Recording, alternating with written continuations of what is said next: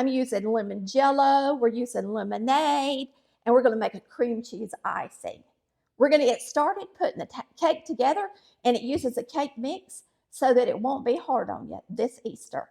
We're gonna start out with some of our liquids first. I always like to do the liquids first. So we're gonna put in the 3/4 cups of oil, the 1/2 cup of lemonade, the cake mix, and I'm using a white cake mix, and it's really important that when you're doing flavored cakes that you do use the white cake mix. And some of you are going to ask me, can I go ahead and use the lemon cake mix, or can I go ahead and use the strawberry cake mix when I'm doing the strawberry cake? I personally would not, because I'm sure the Jello has something to do with how moist it is. You're going to have that regular cake mix, and then you're going to have this 3-ounce box of Jello. We're going to start mixing it up.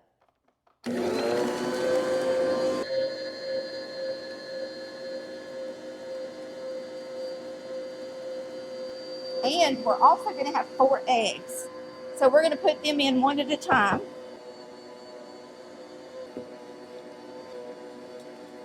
And they'll make it more yellow. Talk about an easy cake. You're just going to let it mix for a couple of minutes, and then we're going to get it in the pans and get it in the oven. All right, we're going to get this off of here. Now my oven's at 350 degrees. We're going to spray these, get the batter in here, and get this in the oven. While it's baking, we'll make our icing. I got a piece of parchment down in the bottom, and that makes it easy to flip upside down when the time comes. But usually with a cake mix, it's pretty easy anyway.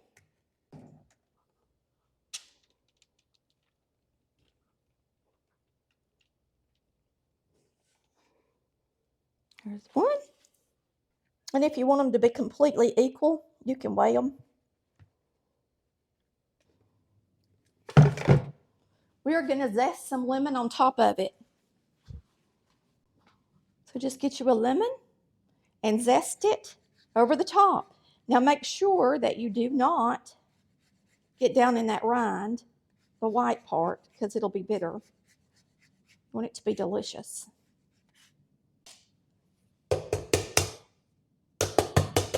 It likes to stick to the zester.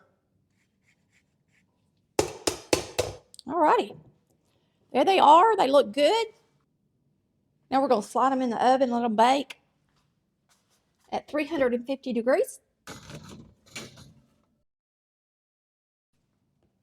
All right, so while those are baking, go ahead and get you out some cream cheese and some butter, and make sure it's at room temperature before you start your icing. We're going to make this really creamy and delicious. If you want to, you could always put a little bit of lemon curd in between the layers. If that's something you have available, you could have it jarred in your pantry, or you could make some. And if not, that's absolutely perfect, because this cream cheese icing is going to be absolutely delicious. All right, our cake is ready. It has pulled away from the sides. All right, we're going to flip these upside down. I got some parchment on there for it to flip out on. And then our parchment's on the very bottom. We can pull it off. I'm going to go slide these in my upright freezer, and I'm going to let them get nice and cold before I ice the cake. Now, if you don't have an upright freezer or somewhere to cool your cakes at, then you're just going to have to wait till they get to room temperature to ice them, okay? So you can make them a day ahead if you want to. All right, we're going to make our icing. I am going to use cream cheese and a stick of butter, which is a 1/2 cup of butter. They're both at room temperature.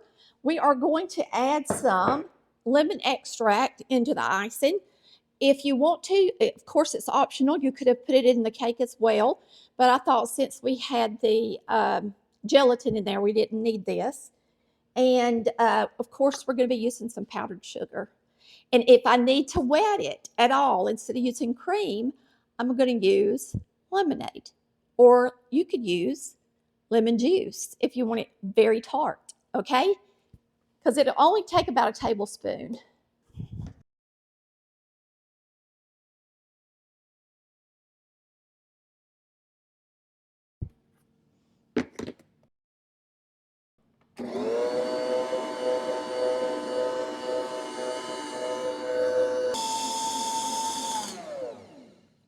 it smells really good, but I think we're going to juice a lemon. All I need is about a tablespoon, and I think 1/2 of it will probably do the trick. And we're going to put in 1 tablespoon of this lemon juice and not get a seed. All right, put that in there. Smells so good. I'm going to taste it and see if I think it's lemony enough. It's so good. You can still taste the cream cheese and you can taste the lemon. Boy, is it delicious. This is going to be the best cake ever. We'll decorate it up with a slice of lemon. Let me get me a... We need a spatula.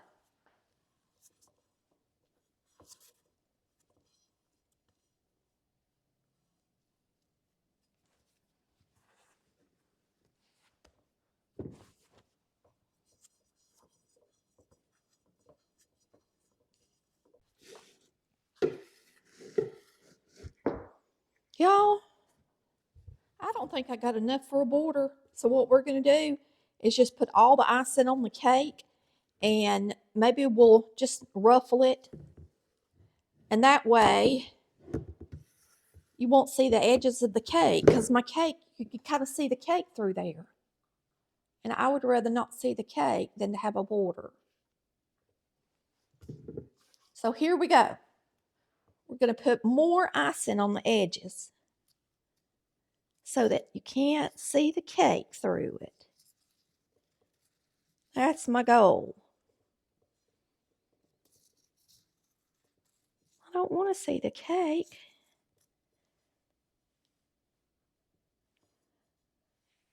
You can swirl it up and down like this.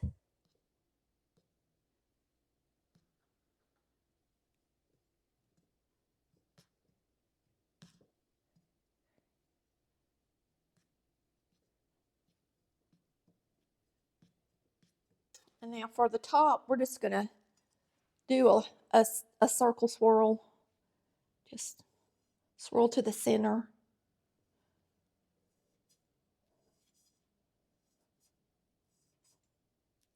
Real pretty lemon slice on the top. Just like that.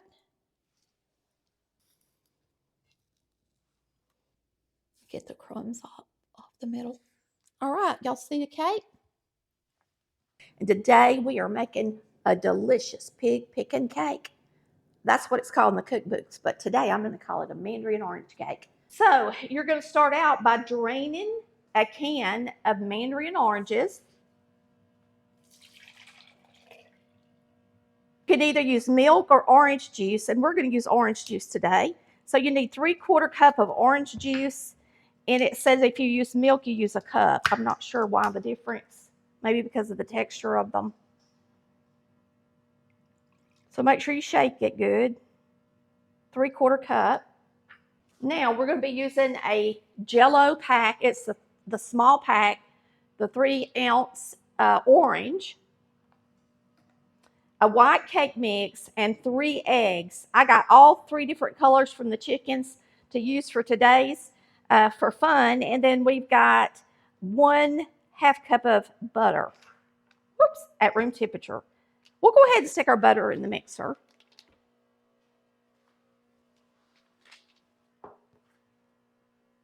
Now we're going to crack these eggs. Go ahead and get those in the mixer. There's 3 eggs. We don't even have to color our eggs for Easter. Our eggs are already colored different colors from our chickens.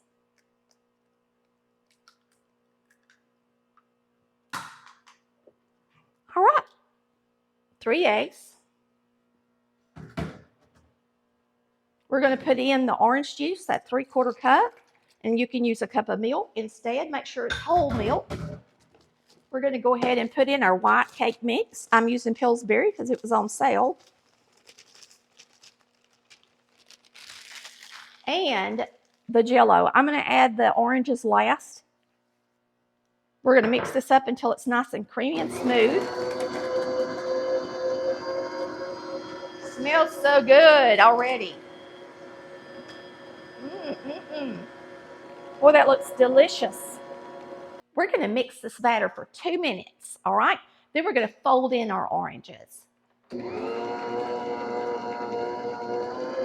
I'm making this super easy today to take to functions, and that is we're going to put it in a sheet cake pan. That way you don't have to flip it out or anything to ice it. And the icing is so good, y'all. It's got Cool Whip,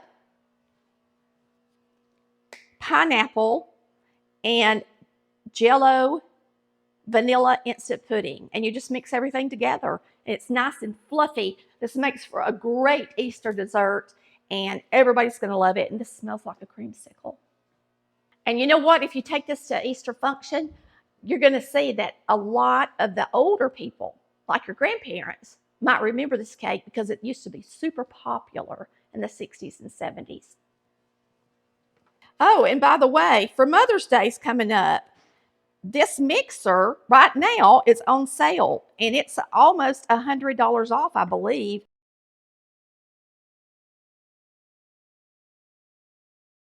On Amazon, I'm going to put a link. Please buy it through our link if you do decide to purchase one. But it makes for a great Mother's Day present, especially if she's a bread maker. Now, we're going to take our oranges that are drained. Make sure you sit them out for a few minutes, let them drain. And we're just going to fold them into this cake batter.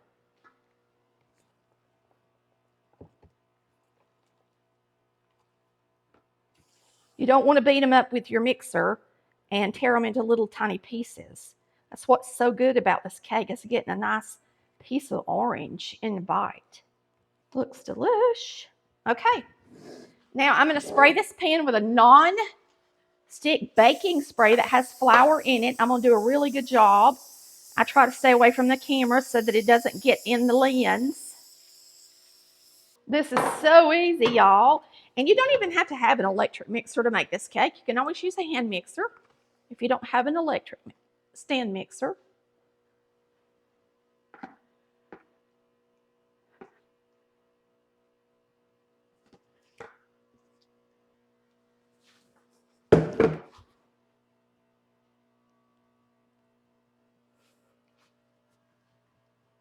We're going to spread this out in here. There's a bunch of oranges in one spot. Now you're going to bake this at 350 degrees for about 40 minutes, probably, in order for it to get done in a sheet cake pan.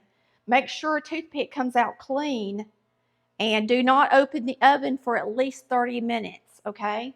You don't want it to fall in the middle. We're going to slide this into the oven.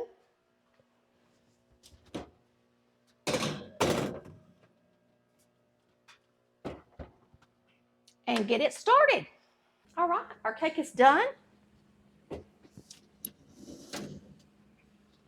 Rose up nice.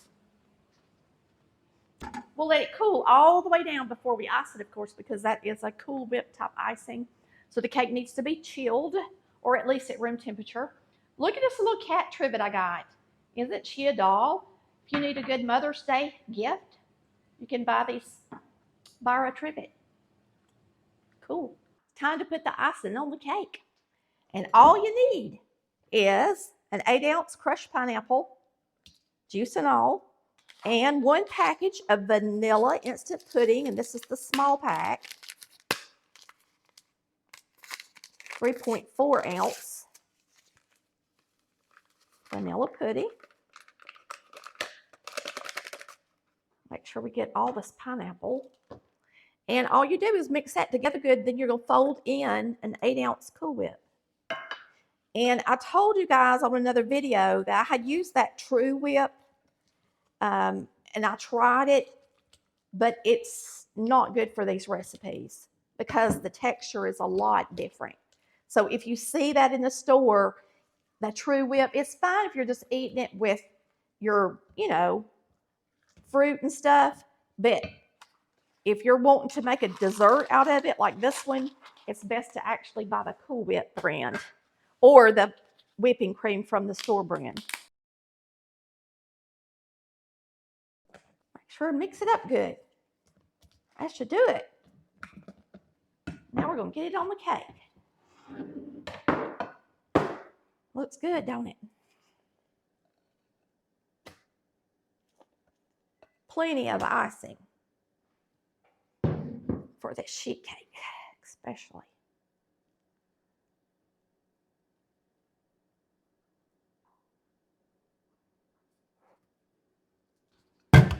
Now this is an easy cake, and look how pretty and yellow it looks for Easter. Looks pretty to me. Hey y'all, I'm Tammy, and this is Collard Valley Cooks. Today I am making a Georgia peaches and cream cake. We'll be using one 5.25 ounce can of sliced peaches in syrup.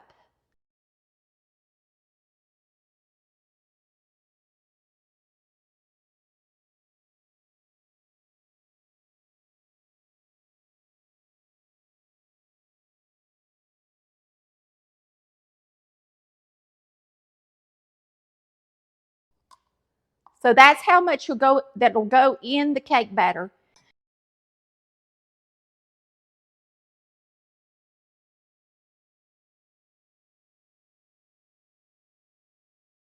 And then you can see down in the bottom that nice puree and juice down at the bottom. I would use this in the cake batter.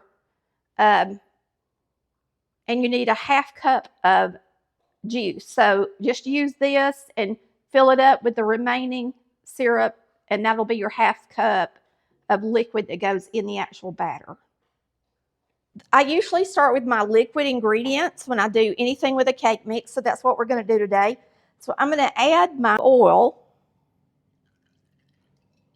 half a cup of peach juice.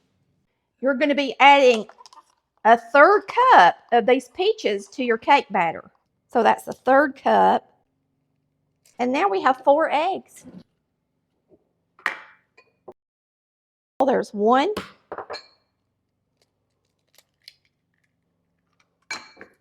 2,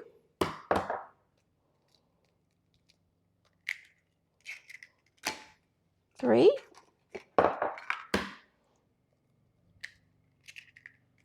and 4. I'm having to just about fight the chickens to get their eggs. They're all wanting to lay on their eggs and have babies right now. And they are not happy when you take their eggs. All right, this is our Jello. I'm going to add it. It is peach flavored gelatin, and it is sweetened as well. You can use the sugar-free if you want to. And now we're going to mix up all those liquid ingredients. Then we're going to add our cake mix.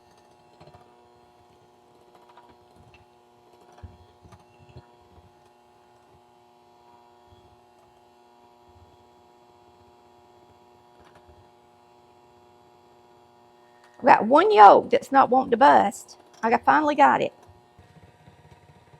Our cake batter.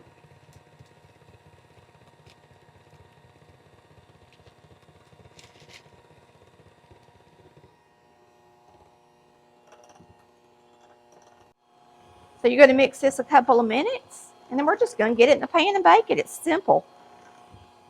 It comes together pretty quick.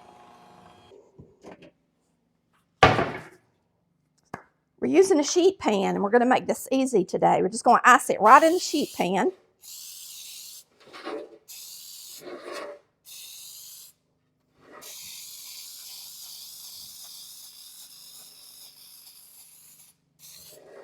I want to make sure and spray it good. All right, let's get this in the pan and get it in the oven.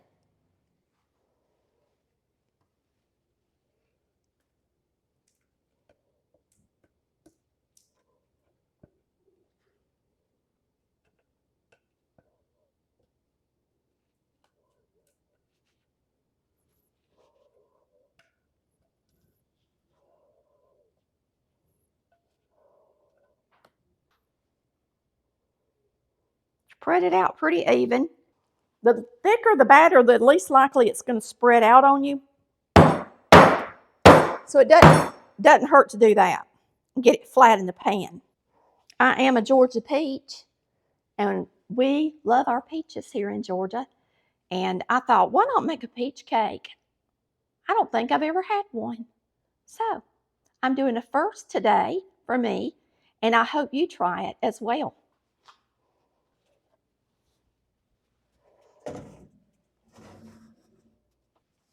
Now we're going to let this bake at 350 degrees until it starts coming away from the sides of the pan and the toothpick comes out clean, okay? Hopefully in about 40 minutes. We'll see you then. Now I know some of you are going to ask me, can we use fresh peaches? Yes, you can. If you use fresh peaches, you need to cut them up, at least about 2 cups of them. Cut them up, add some sugar to them, microwave them for a couple of minutes, pour them out on something and let them cool, just like you would a strawberry filling, and then you can add them in your cake. But when you put them in the icing, you have to make sure that they're not runny or your icing will be a mess and runny. So you have to strain the peaches to do icing with.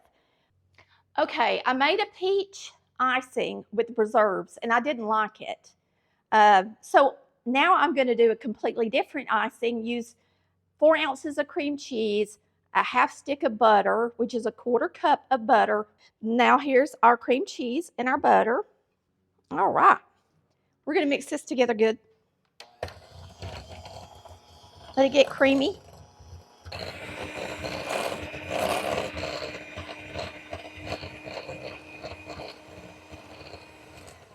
It's obvious my cream cheese was softer than my butter, but that's all right because when we add the powdered sugar, it'll cream it up. Now we're going to be using 2 cups of powdered sugar. So we're going to start with a cup, get it really mixed up good, then add the other cup, then the peaches. This is a cup of powdered sugar.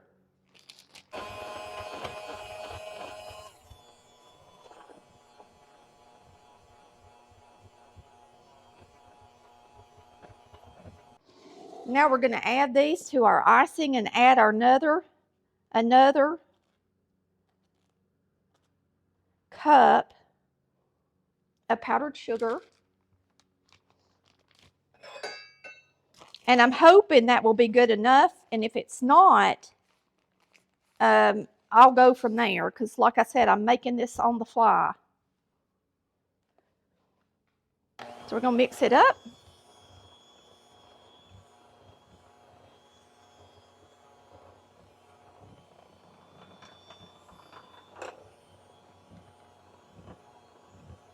But it tastes good. We're going to put a dash of salt in it, and it's pretty runny. Dash of salt. Don't forget the dash of salt because it makes it taste really good. And I'm going to put in another half cup of powdered sugar. And I may just tell you to refrigerate this cake. And that way, the icing will be a little cooler and more set up. And remember, when butter and cream cheese gets cold, it's going to thicken a little bit. So this icing will get a little thicker when it sits in the refrigerator. It might be a little runny, but I'm going to tell you it's delicious. And you're going to love it. Absolutely love it. And we're going to refrigerate this cake, and that way the icing, that butter and that cream cheese will come back to more of a hardening consistency, and the icing will look and appear thicker when you slice into it, okay? We're waiting on our cake now. I'm going to go put this in the refrigerator now and let it start cooling before I even use it. All right, it's time to get this out of the oven. It is ready.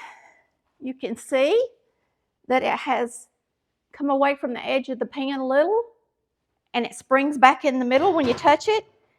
So I know a toothpick is going to come out clean.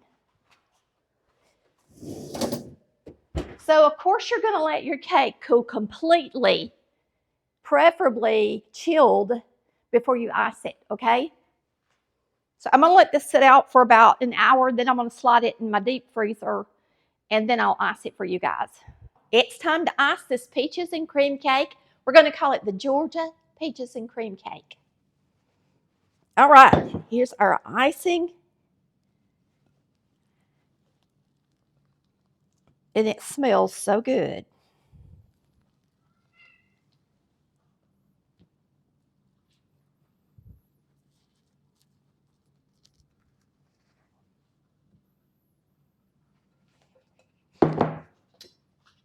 Smells real good.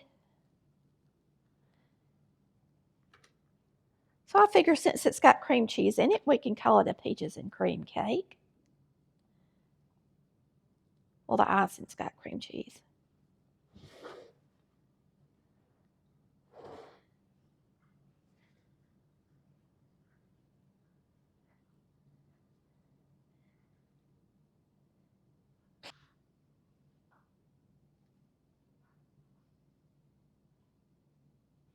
Looks good. Let me taste it. Yum.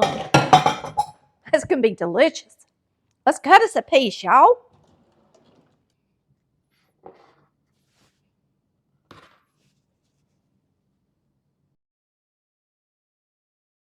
Hey y'all, I'm Tammy, and today we're making our strawberry cake. It's the 70s strawberry cake that you remember that your mama put a container of Jello in and real fresh strawberries.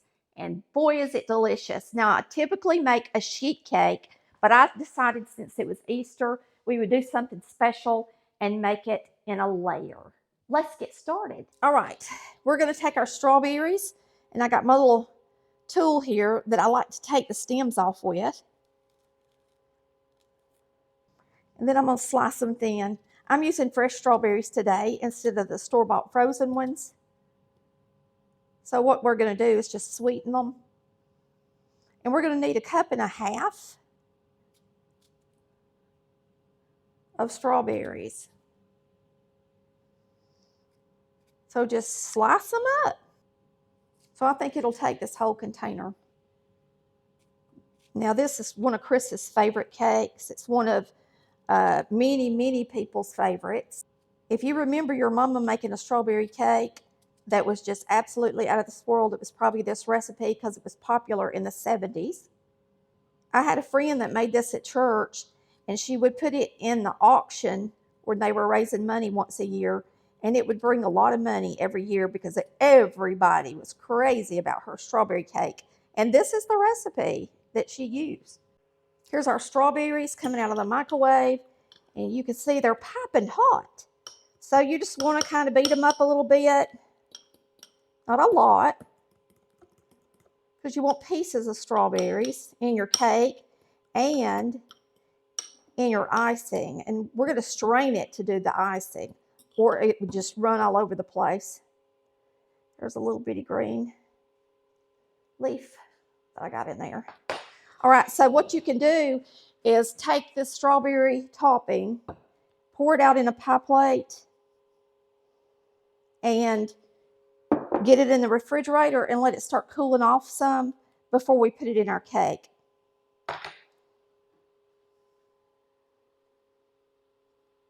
So you can make this the day ahead so you don't have to do it this way if you want to, or you can let it cool off a little bit before we use it in the cake. We're just going to pour it right back up and use 1/2 cup of it in the cake mix.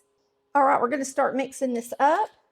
We're going to be using 1/2 cup of water, 3/4 cups of oil, a cake mix, 4 eggs, 3.2 ounce strawberry gelatin, and then 1/2 cup of our strawberries. We're using strawberry Jello. It's a 3-ounce container. It is sweetened, and it's just the Jello brand strawberry. It's that simple. So it's flavored. So we're going to get this thing started. I like to start when I'm mixing up a cake mix with the liquid ingredients first. So that's what we're going to do.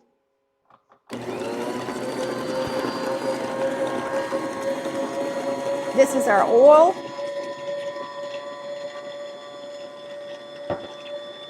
Our water.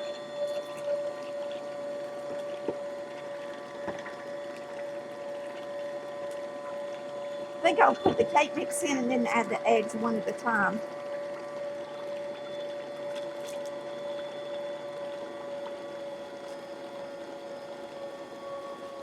a white cake mix, 4 eggs, and they're room temperature eggs.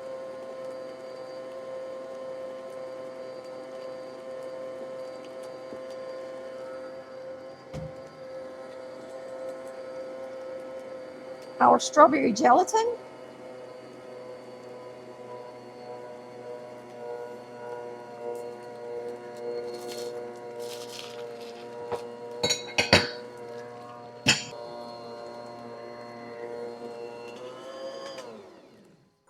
now we're going to dip a half cup of our strawberries and put it in the cake. Yummy.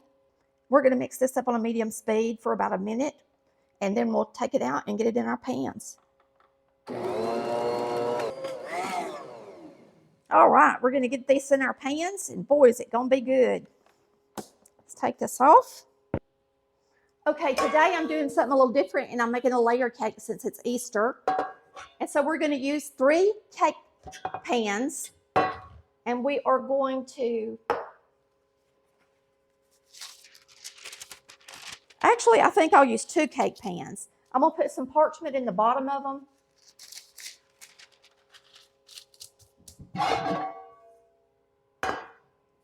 And spray them with a little bit of spray. All right, I got this spray, and you can use a quarter sheet. It's a lot easier to ice and serve out of a quarter sheet pan, especially if you got a quarter sheet that actually has a cover. Those are great. If you don't have one, you should go on the website and get one. These are USA baking pans, and I'm using an 8-inch size. You can also use a 9-inch size. And this is a super runny batter, and I'm just going to try to eyeball it.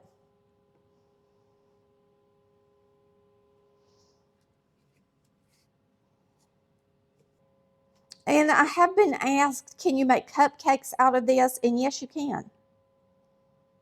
You sure can. That is so good.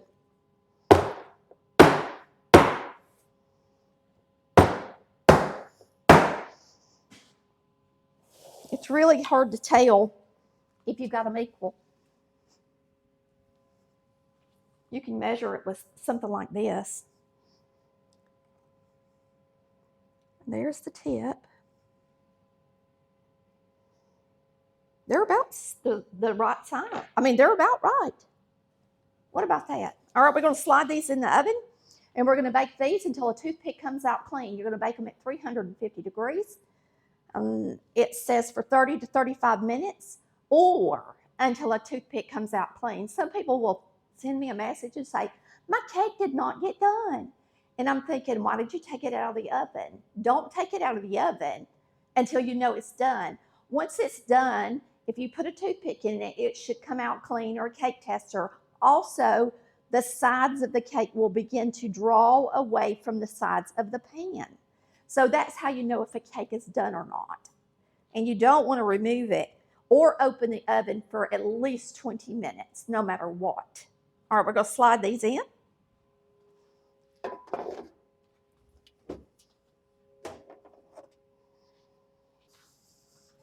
And we're going to start our icing next.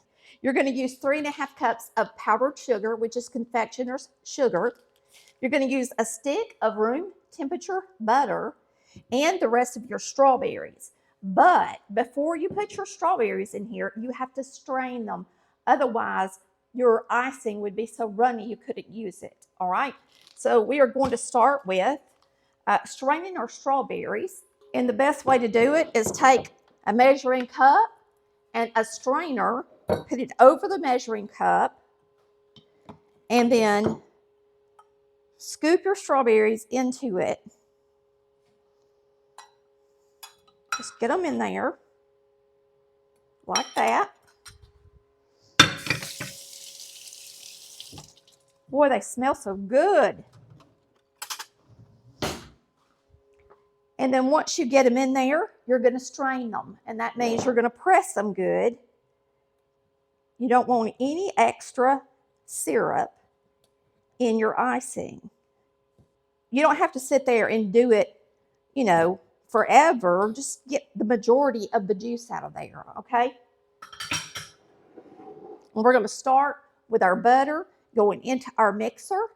And so you're just going to use a 1/2 cup of butter, 3½ cups of powdered sugar, and these strawberries. I'm going to bring you up close so you can watch. All right, we're going to turn on this mixer.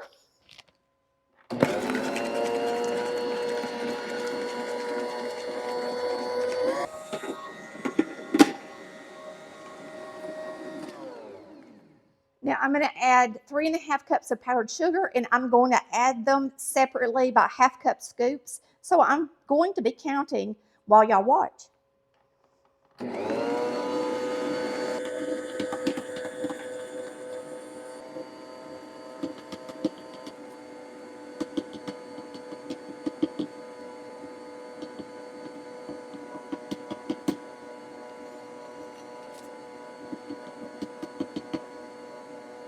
At this point, I'm going to add my strawberries because I need some juice in there.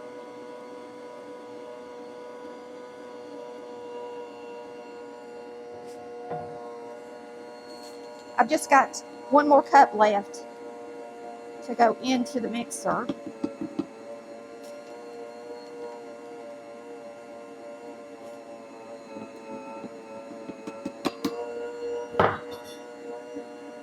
All right.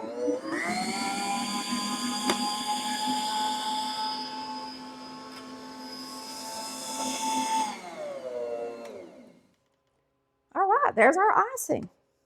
Looks delicious and smells so good. If you want to put some vanilla flavoring in it, you can, but you don't really need it with the strawberries. And I absolutely wouldn't put any more strawberry flavor in it because this is good just like it is. Trust me. It's a good one. So if you've made this before and your icing was just very runny, it's because you didn't strain your juice or syrup out of your strawberries good enough. And this don't make a lot of icing, so I am going to ice a cake with it, but I won't have a lot left. Once I start icing the cake, it'll take every bit of it for sure. Right, our cake is done, so we're going to get it out of the oven, and I'm going to put it on this cooling rack. And we're going to let it cool for about 10 or 15 minutes. Then we're going to flip them upside down. All right, I'm going to flip them upside down.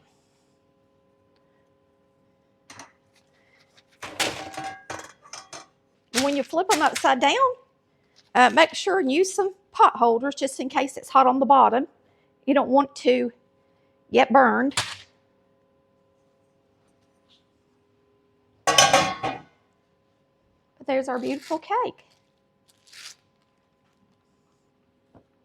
Now we're going to let it cool down before we ice it. Boy, those look good. They got the hunks of strawberries in there.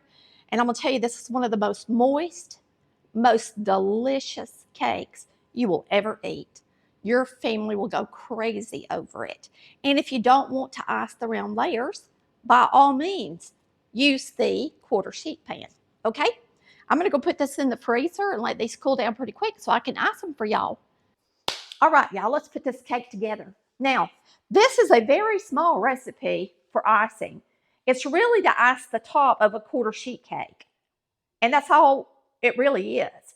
And I decided to make a round cake. So we're going to have to figure out what we're going to do because I'm not going to have enough icing, I don't think.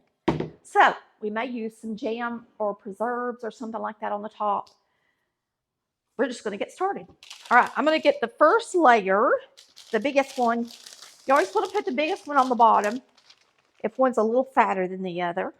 All right, I actually froze this layer, and really when it's not homemade, you don't have to because cake mixes are always so moist, and this will be very moist. I'm just putting some holes in it, and I'm going to put just a little bit of my strawberry syrup that I had left, you know, because we strained those strawberries.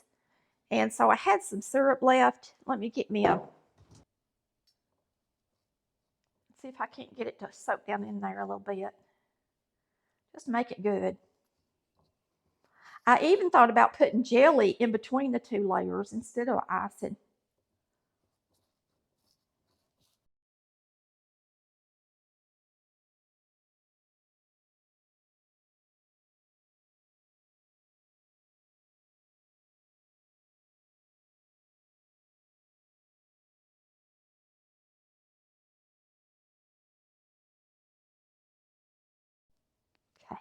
gosh, that smells so good. All right, let's get this other layer on it. Now, since I don't have a lot of icing, I'll tell you what I'm going to do. I'm going to ice the sides, I know. And we may just put strawberry preserves or jam or whatever you want to on the top. I've got some strawberry fruit spread, which I could put on the top really easy. And my peanut butter and jelly cake, I do this way.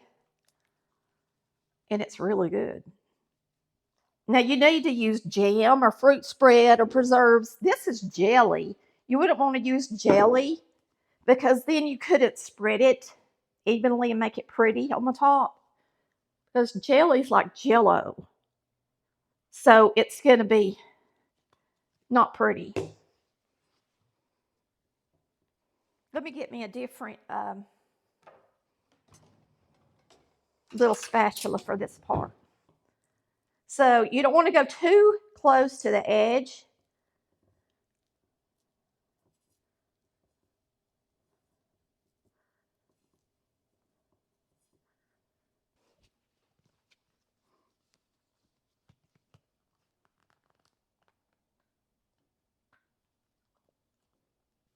And you're probably thinking, well, that's real sugary. Do you know that most people don't realize all icing is pure sugar. It's just powdered. So it's probably not any sweeter than icing would be when you get right down to it.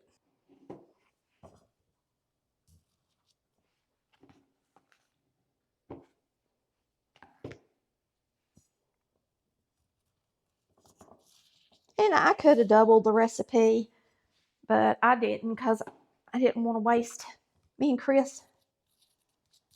I just didn't want to make more icing really because we don't need any more icing. And I thought, hey, we'll make it pretty with jelly. Make it look special.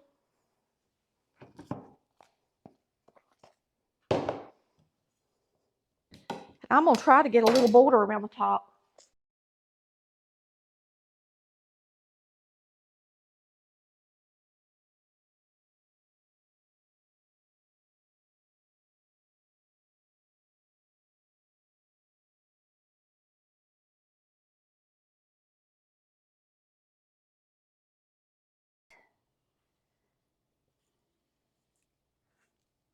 And the first piece is always kind of weird to get out. There it is.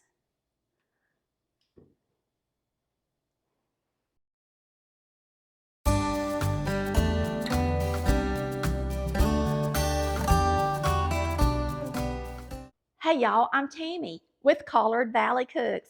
And today we're making the most easy, moist coconut cake you've ever tasted.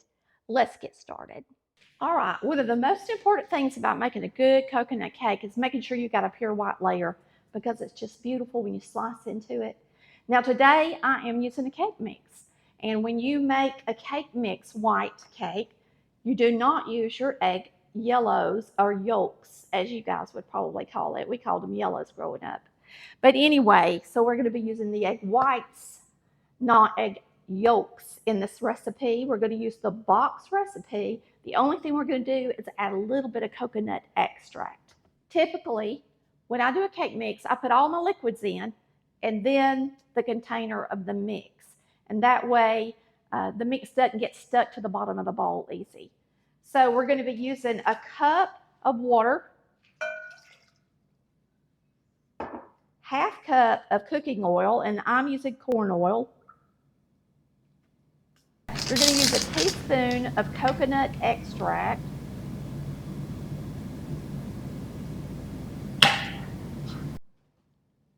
All right, since these are fresh eggs, I'm going to use my hand to catch the yolk.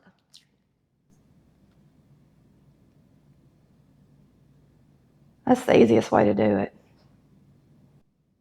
All right, 3 egg whites going in. I'm going to wash our hands. This is going to be a moist and delicious cake. I'm using cake mixes because I have a lot of them. right now. I bought them on sale and they need to be used. If you want to make a good white cake layer from scratch, I have a great recipe that was my mama's and she catered, so it's good. You can go onto our website, click Southern Recipes, then Cakes and Frostings, scroll all the way down to the bottom and choose white cake layers, all right? It's a delicious recipe if you want a good homemade white cake layer. But today we're using a shortcut. And I'm going to show you how easy it is. We've got the cake mix. Since you've got 3 yellows, you can actually make some good old pudding with that if you want to, using one of our recipes as well.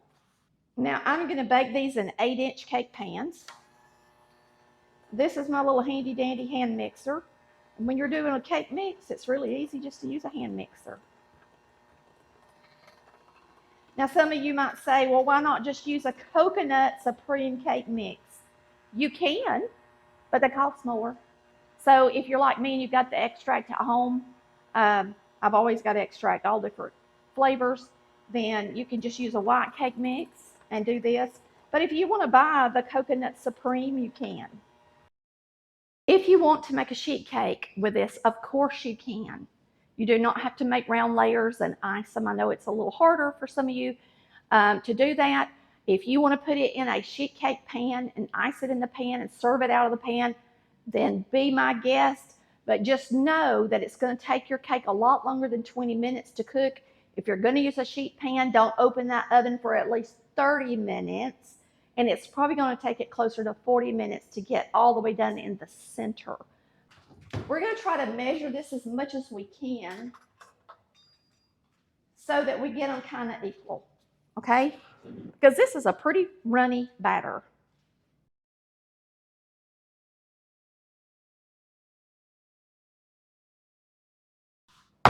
These are new pans, USA brand. And I'm just trying to level them a little bit. And then we're going to get these in the oven and we're going to cook them until they're done and the toothpick comes out clean. I think it's going to take about 20 minutes.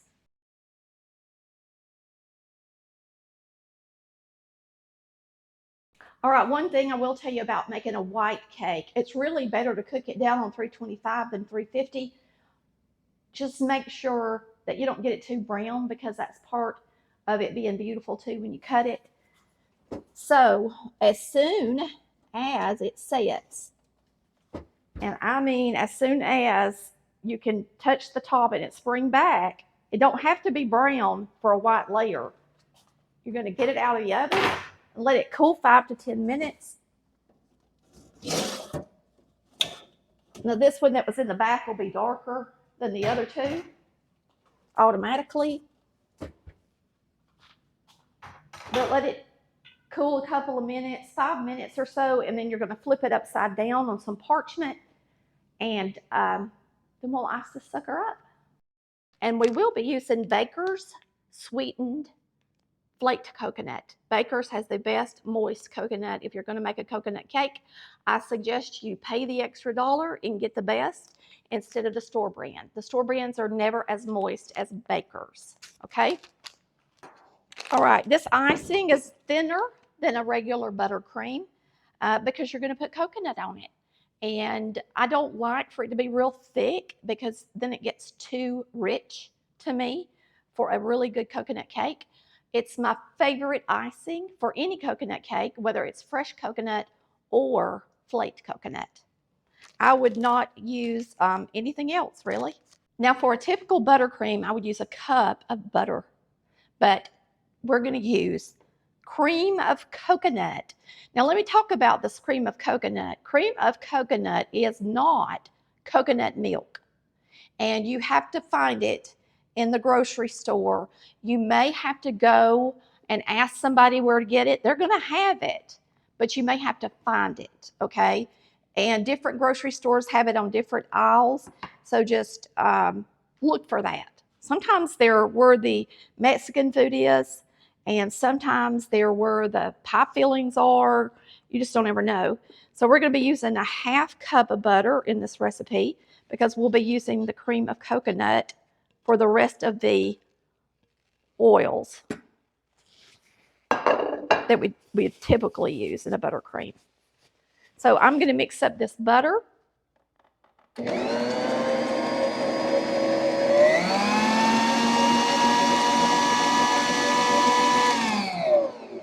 And now what I tell you to do is open your can of cream of coconut, and you're going to beat it well.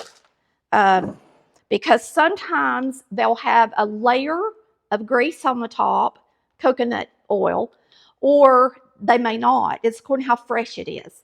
But most of the time, there is a layer on the top when you open it. So I just like to tell you guys to open it up, pour it out, and mix it. Now this one doesn't have any hard coconut grease, I guess is what you'd call it. So really I don't have to mix it up, but typically when you open them they do, and I like to beat it well. This one's a little thinner than the norm. I don't know if I've ever bought this brand before.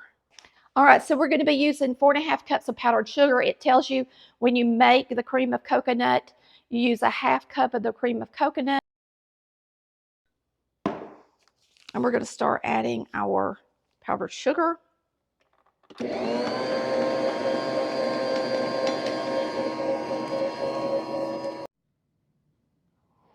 All right, we're going to be using 1.5 tablespoons of evaporated milk or cream, whatever you've got.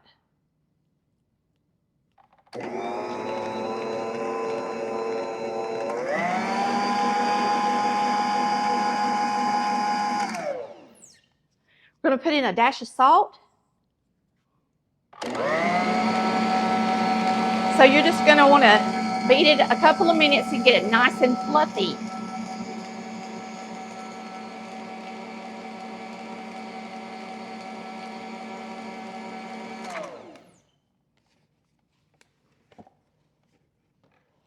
And it should be thin enough that it's easily spreadable. Cake plate.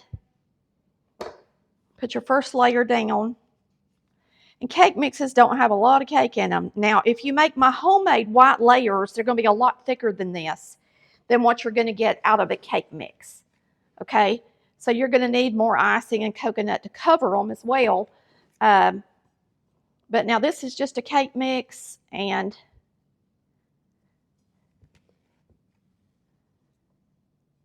I like to do this pretty thin because it's really rich. So don't put your icing on there real thick. And then you're just going to put some coconut on there. Just like that.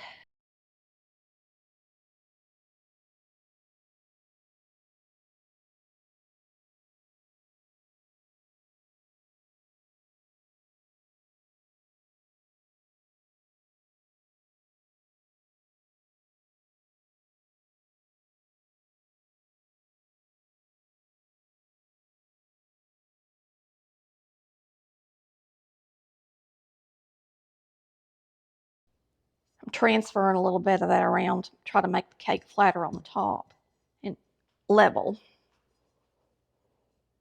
Okay, and now we're just going to cover it in coconut. And this is the great thing about making a coconut cake at home, is that you get to put plenty of coconut on it. And this is going to be plenty of coconut. And if this were my homemade layers, I really think once I'm done with this, I'll tell you I really think 1 pack would probably be enough. But you want to put it on there thick. Make sure that you coat all of the icing good. That's it. That's a good coconut cake. It's super easy, and you shouldn't have any problem finding the ingredients. Should be snow white.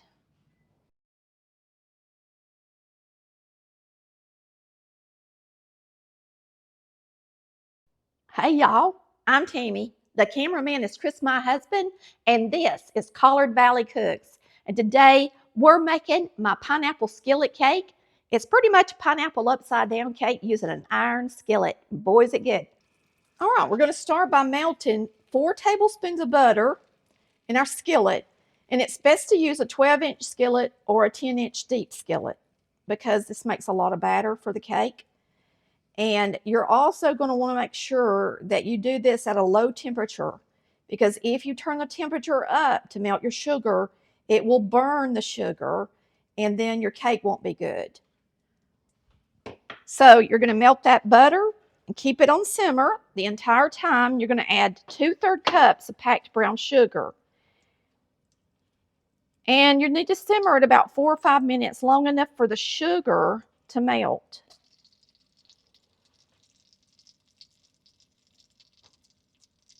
So there's 2/3 cups of sugar.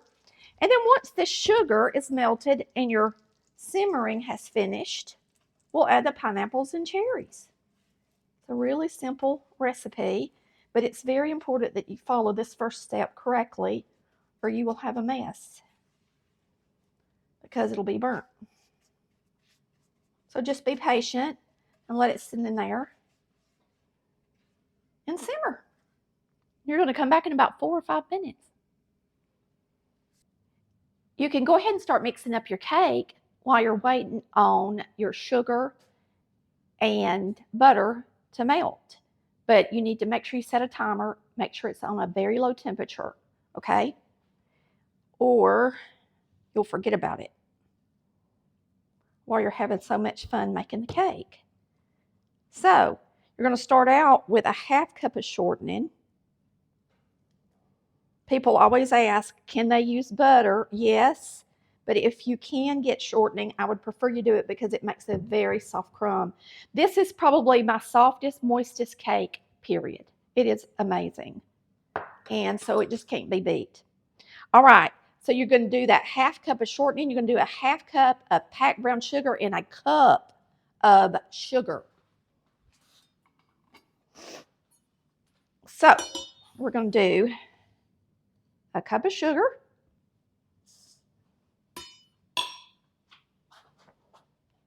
Everything's looking good over here at the stove. You're going to do a 1/2 cup of packed brown sugar.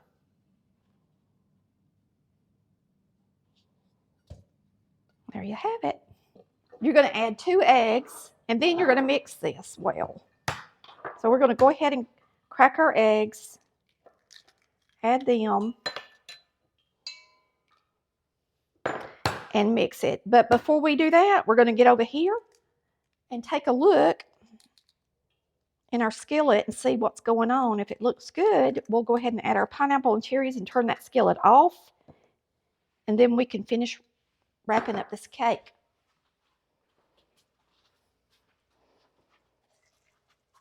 Yeah, it's in good shape. So we're going to turn it off. I'm going to take it off the eye so it doesn't cook anymore, because the cast iron will stay hot for a few minutes even with me taking it off the hotter iron. Now, I had some fresh pineapple, but I want to use canned because I think that's what's going to be the most available to everybody else. And these are really thin pieces of pineapple, and I think I'm going to double ring them. Maybe I won't. That one's broke. It's so hard to get them out of the can without breaking them. So we got one little spot in the middle. I'm going to split this one and try to make a circle out of it.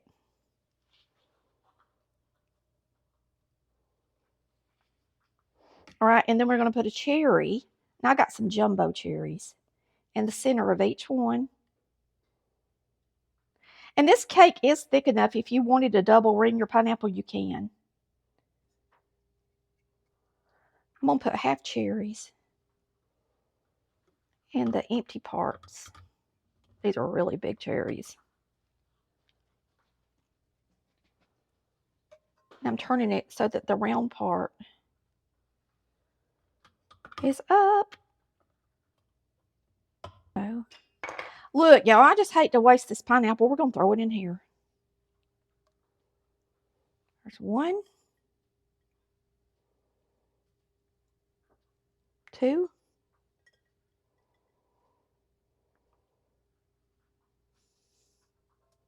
3. Y'all, I've got 4. 1 more. So just 1 that's not double ringed. All right, we're going to mix this up till it's creamy.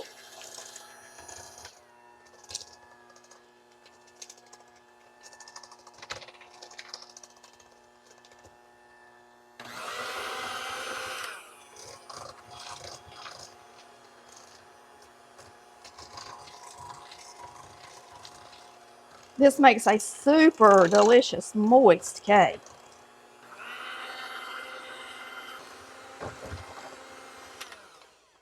And remember, it's great to use a room temperature egg, because if you're using butter or shortening and you put a really cold egg in there, it's going to make that harder and harder to incorporate within the cake. If you're wondering why they always tell you to use a room temperature egg.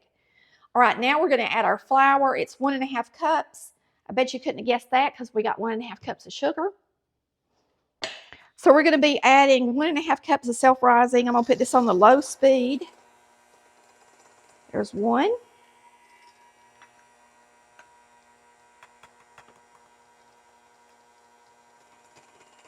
2.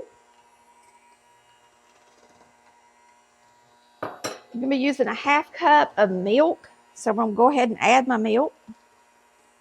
After I added a cup of flour, we're going to mix this good and then add our remaining 1/2 cup of flour. And once you add your flour to your cake mix, it's good to not beat it over 2 minutes. So go ahead and get that other one in here.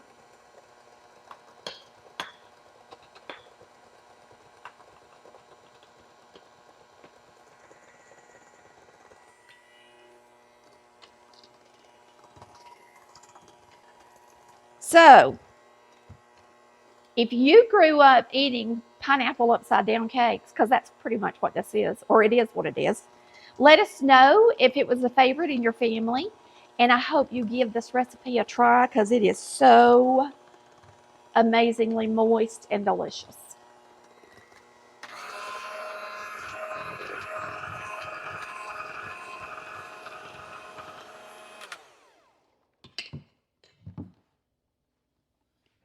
If you grew up eating these made with a quick cake mix, I urge you to try this recipe. It doesn't take but a minute to mix up, and it is absolutely amazing.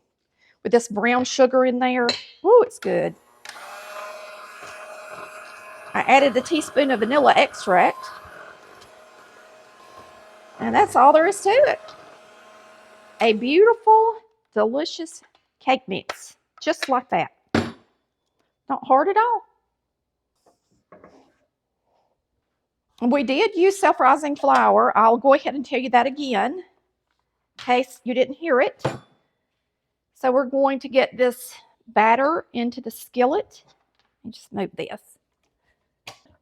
Good thing about this cake and all my skillet cakes is you don't have to ice them. So everything's all done. When you get it in the oven and you pull it out, it's ready to eat, and you can eat them hot. They're so good. I have an apple, a peach,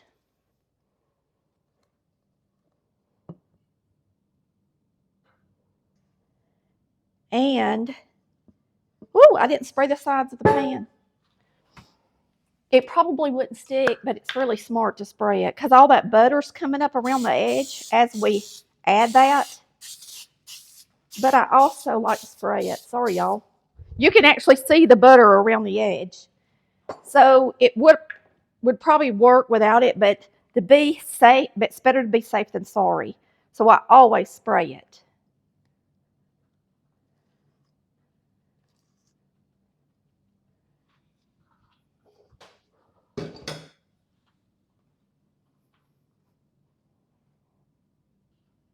Yep, that butter's coming all the way around to the top. Boy, that's a good cake, y'all. Just wait. You're going to love it. All right, we're going to get it in the, I'm going to get me a bite of the batter. Oh, it's so good. So good. You're going to bake this at 350 degrees. It says 25 to 30 minutes or until a toothpick comes out clean. I would think it would take at least 30 minutes. It may take even longer. I'll let you know exactly how long when we get it out. All right, our cake is ready. It took it longer because it was still a little jiggly in the middle, so it cooked about 10 extra minutes. So it wound up being about 40 minutes, and it's nice and brown. But it's good and done. All right, you're going to let this cool about 15 minutes before you flip it upside down. It's still going to be warm when you flip it upside down, but it gives it just a minute to cool down a little bit. And you can see that it's starting to pull away from the sides a little bit as well, and that's why you also know that's done. It is spongy to the touch, which also helps you know that it's done. I was going to tell y'all a little bit about the skillet. I had never had a deep cast iron skillet until we had a mobile home in Pensacola that we used to go down to for fishing. And there was a lady that lived across the street from me, and she gave me her grandmother's skillet. And this was her grandmother's skillet. She had two, and I'd never had one until she gave me this one, the deep 3-inch skillet. And y'all, I fell in love with it so much. Now I have two, and I grab it way more than I do my regular 10-inch skillet. So if you don't have one, it's a great investment. All right, we're going to flip this upside down, and it is still warm. It's not easy, y'all.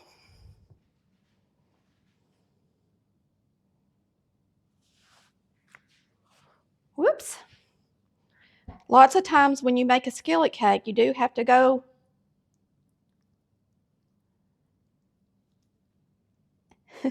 and piece it back together a little bit.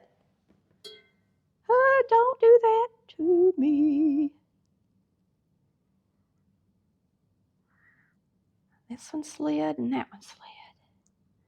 Just kind of put them back where they were. There you have it.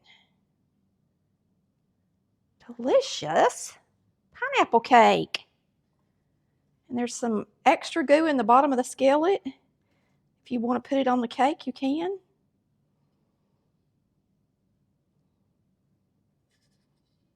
Because it's good. We'll fill in these holes with our goo.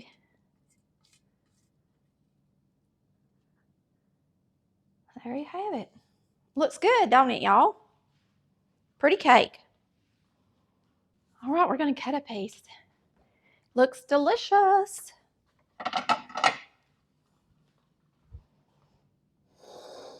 You can cut it like a pie, or you can cut it square off, however you want to do it.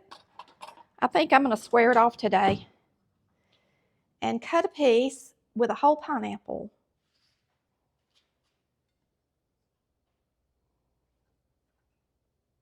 For our picture. It's going to be pretty.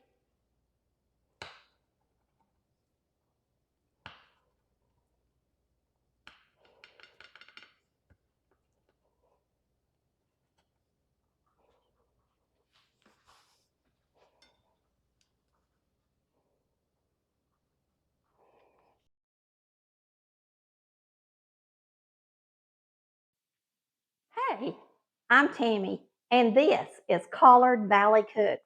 Today, we are going to make the most incredibly moist pound cake with condensed milk. Did you know that you can use condensed milk to make a pound cake? Today, that's exactly what we're going to do. To start this cake, you're going to preheat the oven to 325 degrees. It's easier to separate eggs when they're cold. So if you're not real good at it, you want to make sure that you do them when they're cold. Mine are actually at room temperature, and not only are they at room temperature, They are also fresh. So the yolks are a lot softer and easier to break when they're like that. When you separate eggs, you cannot get any egg yolk into the white, okay? So to me, the easiest way to do it is using your hand. And I'm going to take off my rings today. Let me take my rings off.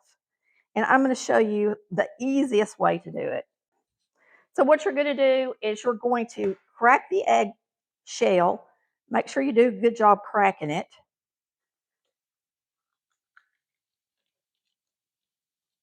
You take the top part off of it first, the large side, keep the egg yolk in, and then lay it into your hand like that, and let the white fall through the cracks of your fingers, and you can see we kept that yolk intact. You're going to do all 8 that way. Now, when they're cold, you can actually do them with the shell,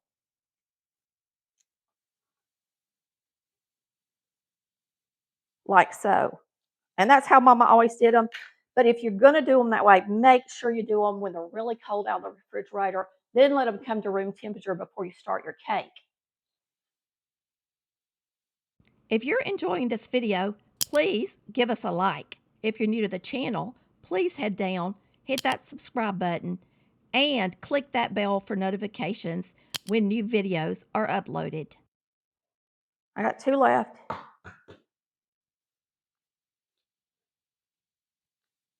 And if you're afraid you're going to ruin the whites, don't start it in the bowl of whites like I'm doing. Crack each individual one in a different bowl. And that way, if you do break a yolk, it doesn't mess up all of your egg whites. This is the largest egg that my chickens lay.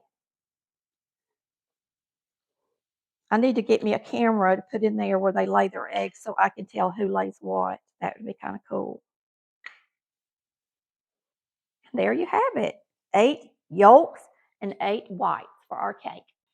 Having one of these 13-quart bowls is amazing. If you don't have one, spend the money, go on the website, because you're going to be able to use it to mix up your dressing and all kind of stuff. And if you want to go a little larger, it's always to have one too big than not big enough. So you could go even larger than this one if you want to, for things like cutting up okra to put up in the summertime, etc. All right. But you will find this 13-quart bowl on the website. Now, the reason I'm going to use this bowl is we're going to mix up the cake mix first. We're going to pour it in the bowl. Then we're going to beat our egg whites and then fold them into the batter before we place it in the oven. Another very important tip when making a pound cake is to make sure you mix it up as it's directed. You're always going to put in your butter and sugar first. You're going to beat it until it's nice and fluffy. Usually takes about 3 to 4 minutes on an electric mixer. And then you will add your eggs. Now, not all pound cakes have you beat the egg whites, but a lot of mine do. So just remember that. Not all of them. Some of them you can add the whole egg in. And you can always add it in if that's what you want to do. You really don't want to beat up the egg whites. The cake will still work, all right? But the egg whites, without the baking powder and soda in this recipe, help the cake have volume, all right? So we're going to turn this on and we're going to mix up our sugar and our butter. We're using a pound of butter and 2 cups of granulated sugar.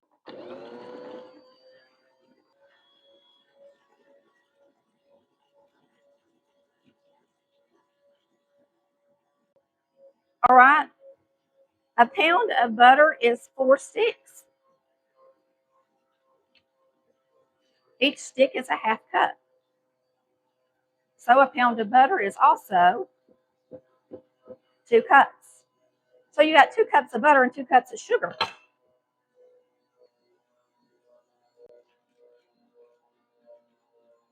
There's 1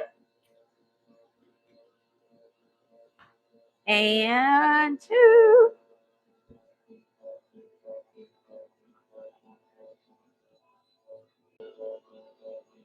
You're going to want to beat it until it's nice and light in color like you see now.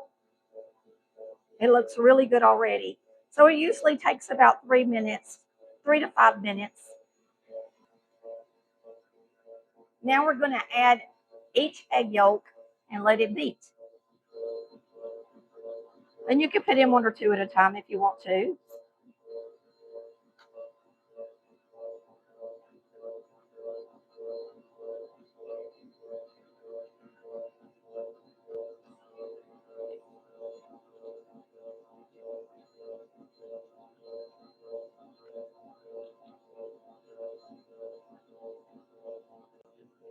I'm going to get what's left out of this bowl in there.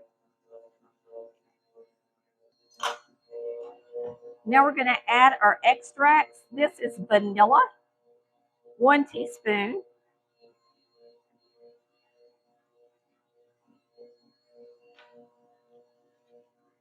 And we're going to be using 2 teaspoons of coconut. I'm going to have to use 2 different ones. I'm emptying this one today, and then see how much I got in there. I've almost got 2, but not quite.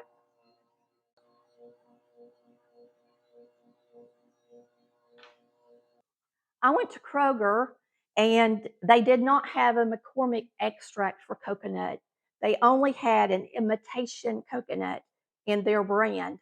So I went ahead and bought it because I had a little bit of extract left. But if you're making a cake special and you want it to taste extra good, remember if you spend the money on extract, it will taste better. I'm not sure what's available at Walmart, but I do know Publix does have the McCormick, and some other grocery stores may or may not.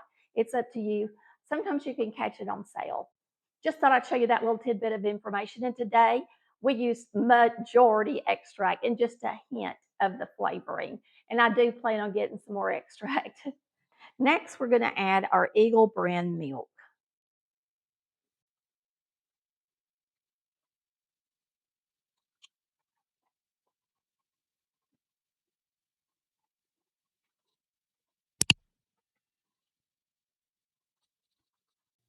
If you've got a pound cake recipe and you've made it before, or even if you're using my recipes, remember you can always add a can of condensed milk, sweetened condensed milk, and just make it even moister because it's going to add that sugar and cream in there. It's going to make the cake moister. I want y'all to see my workstation. Every time I use an ingredient, I set it away from my work table. Now you will see that the only thing I have left is coconut, egg whites, and flour. And if you do that, then when you're finished, you won't miss something that's supposed to go in the cake because it'll still be sitting on the counter. I do notice that I don't have salt in here, and I'm going to add a dash of salt because I like to add a dash of salt to anything that's sweet. And my butter had salt in it as well. So I'm just going to add just a little bit of salt because it will make it taste better. Because that flour don't have salt in it, remember. A few dashes, really. It'll make it taste really good. Okay, so what we're going to do now is add our flour. I'm going to put the guard on so that it doesn't splatter everywhere. And we're going to get this sucker finished.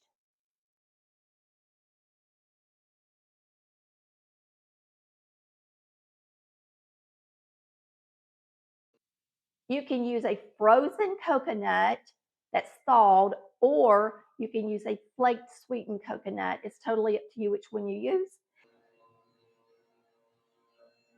And now we're going to add our coconut. Well, you can really smell that condensed milk. You're going to put about 12 ounces in there, which is not quite the whole bag because the bag's 14. Boy, it's going to be good, y'all.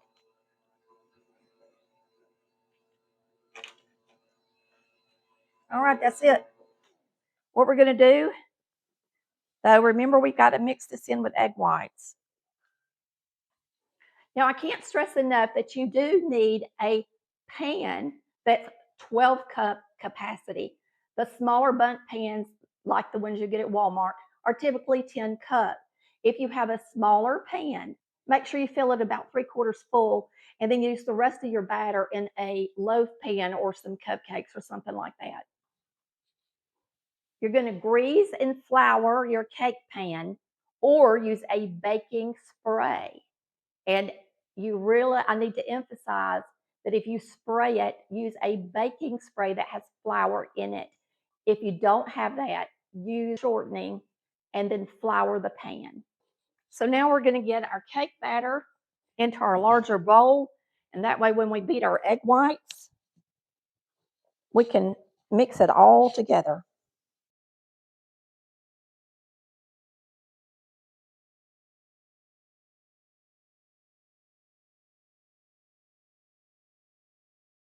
All right, now we're going to beat our egg whites. If you use the same mixing bowl, make sure you wash it and dry it really good. You shouldn't have anything left in there, or it could affect your egg whites beating up stiff. So I've washed and dried all the parts to my mixer. And now we're just going to beat the egg whites until they have a stiff peak.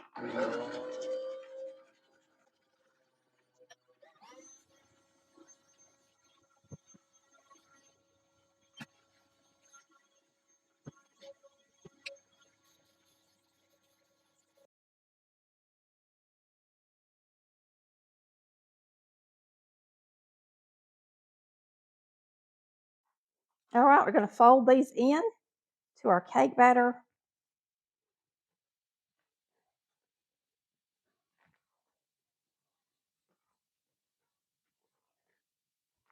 And a lot of my recipes for pound cake, this is a step in them. This is a really thick batter. And so I know it says fold, and that's, what we're doing is folding it. But you also don't want to cut into the cake and there be a large piece of the egg white showing in the crumb.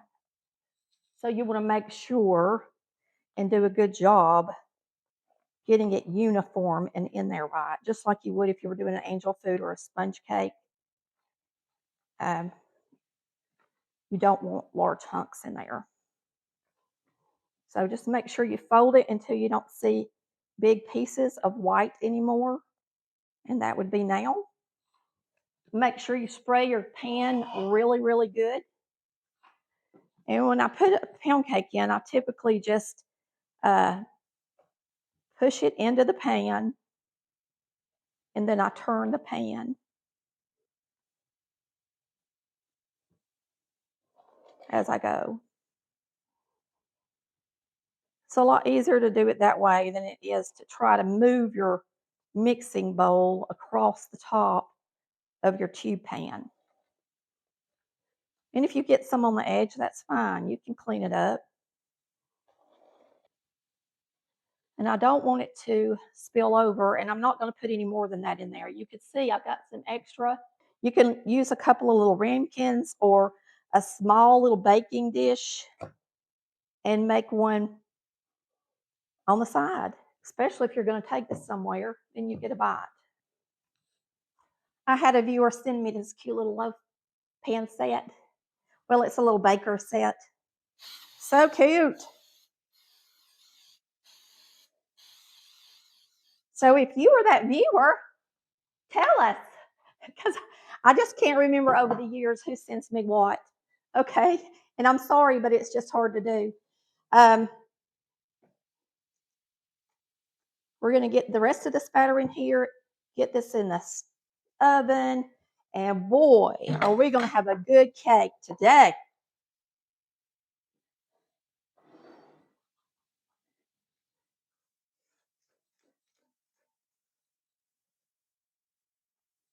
Now, it's not going to take this one as long because it's not near as deep. So it'll probably be ready in 60 minutes. So I'm going to set the oven on 60 minutes. Then I will get this out and then cook the other one an additional 30 minutes. Make sure you don't cook these up on a 350. Make sure you got the oven on 325. You don't want them to get too brown. But look, we got us a nice little pound cake there. You know, I think this is a really good recipe.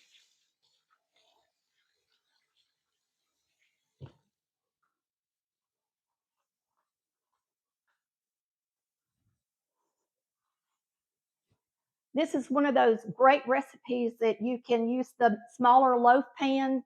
I think I've got one. It's out in the garage, but you can make these little mini um, pound cakes. And what's great about them is the little bags you buy at Walmart that's for treats. You can just slide a piece of that pound cake in that bag, twist tie it, and give it to your friends at church or any kind of party. And this recipe is so big, you could make a lot of those. I bet this would make, I think the pan has about 9 loaves in it. You could easily make 18 to 20 loaves. And that's a lot of presents, you know. And the great thing about giving food at Christmas time is you don't have to go out. It costs you a little money, but it's a heck of a lot easier to give 20 people a small pound cake than try to go out and buy 20 people something small, and they will enjoy the pound cake way better. Another thing, let me say this, if you're in cookie clubs, lots of times all the cookies wind up tasting like each other. So if you're going to put your cookies in a cookie club and on a platter for Christmas, try to bag them up in individual little bags as well, so that when somebody gets their platter, the cookies are actually wrapped individually and they don't taste like each other. Because lots of times that happens as well, especially with cinnamon or anything banana will overpower the other cookies.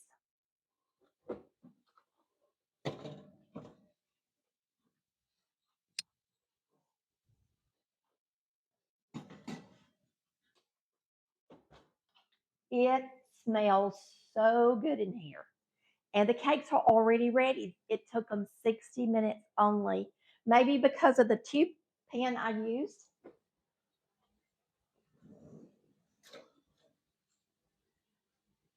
But it is beautiful.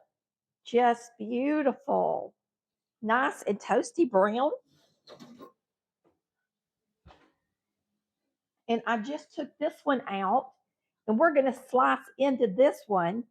And that way I can save the round layer for pictures. Don't it look delicious?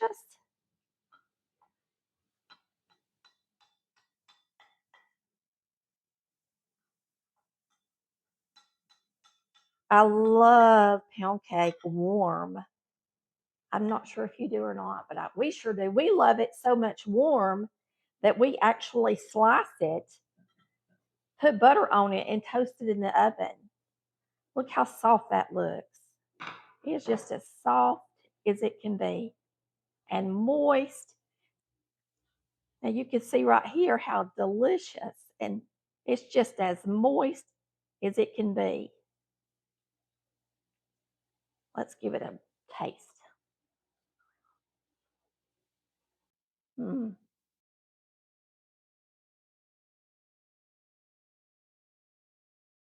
I'm Tammy. Have you ever come down south and had somebody call you honey, maybe at a cafe or something? Well, this is a honey bun cake, and boy, is it good. So, this Valentine's Day, make your honey a honey bun cake or any time of the year. This is in our fourth cookbook, and we're going to get started. All right, this is one of my favorite cakes. It's called the honey bun cake. What a perfect time to make it this time of year. You could make it for Valentine's Day because it's a honey bun cake for your honey. All right, so the first thing we're going to do is reserve a little bit of our cake mix. You're going to use a golden butter cake mix, Duncan Hines. You're going to reserve a half cup of your cake mix for a cinnamon layer, like a cinnamon topping layer. I don't want to get too much of it. Just half cup is all you need. So you go ahead and reserve that before you start, okay? You're going to be using 8 ounces of sour cream, 1 butter cake mix, Duncan Hines. You're going to be using a half cup of brown sugar, half cup of chopped pecans, vanilla, cinnamon, 2 teaspoons, 4 eggs, and 2 sticks of butter. Now I'm using salted butter. That's what I always use. We're going to start out and we're going to beat the butter until it's light and fluffy.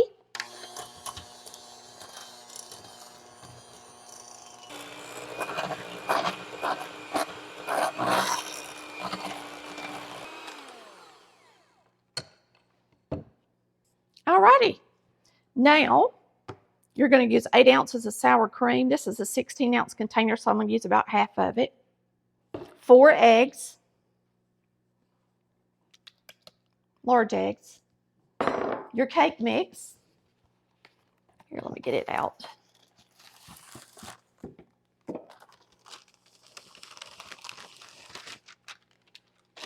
This is the cake batter.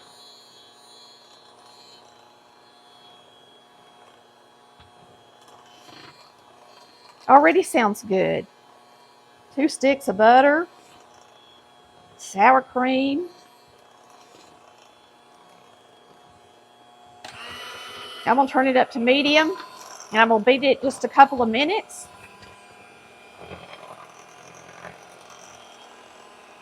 On a medium speed. If you don't want to go round and round, you can just rotate your bowl. All right. That should do it. Looks good. It's a cake mix. We're going to spray a 13 by 9 by 2 inch baking pan. Quarter sheets, what it's called. And you want to use baking spray, the kind that has the flour. If you don't have that, then just grease it and flour it like your mama did with shortening and flour. All right, we're going to use half the batter on the bottom and half the batter on the top, or the rest of it. So you can go ahead and put you a layer on the bottom.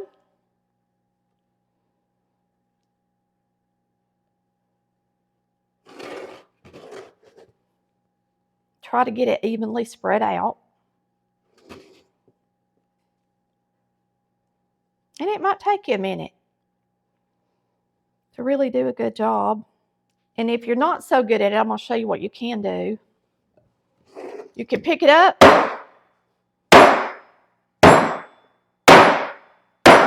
and beat it so it kind of levels it out across the pan, however you want to do it. But you might splatter it a little bit like I did. Now you're going to take your reserved cake mix, and remember that was a half cup. You're going to add a half cup of brown sugar, 2 teaspoons of cinnamon,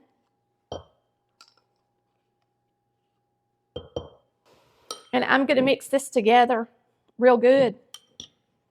And we're going to put it on the pan, and we're going to put it in between the 2 layers of cake. Now, it tells you to go ahead and add your nuts, but I'm just going to sprinkle the nuts on there, and that way I get them evenly distributed. And it'd be harder to mix this up if it had nuts in it. Let me get me another spatula to kind of blend it better. So this goes in the middle. This is a good cake.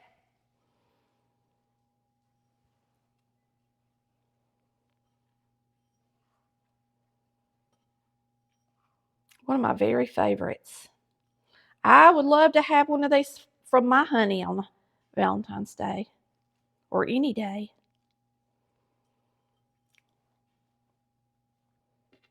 I love cinnamon. So that helps explain why I love this cake so much, I guess.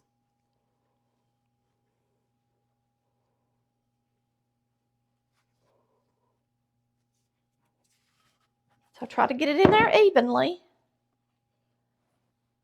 It's good to me. All right.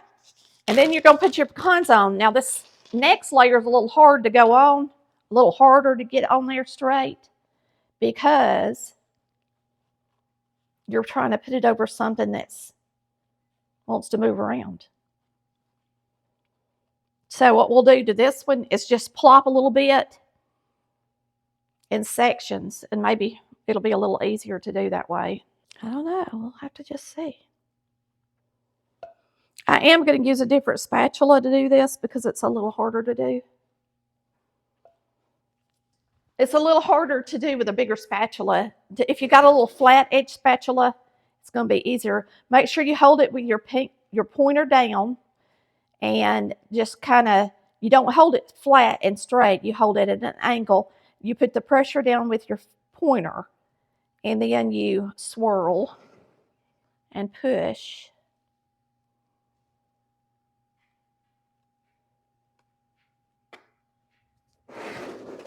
Yep, this is not a super easy one to spread. So it might take you a little longer than it takes me. Just take your time.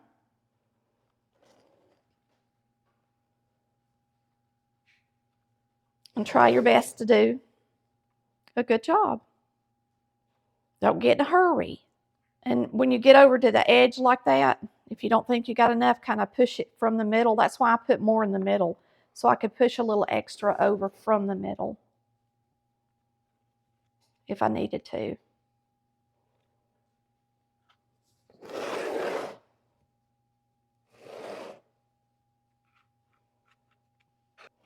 You can tell where it's thicker because you can't see the pecans as good. So you should be able to tell where you can grab something and move it around from. Looks good to me. Let's just put a little swirl in it. I doubt it'll show when it bakes, but we'll do it just in case. Yum. All right, you're going to get this in the oven. It's going to bake at 325 degrees for 45 minutes. We're going to make a thin vanilla glaze to go over the top, and that's what makes it look so much like a honey bun when that glaze gets on there and glazes over just like a honey bun. And we're going to slide this in our oven.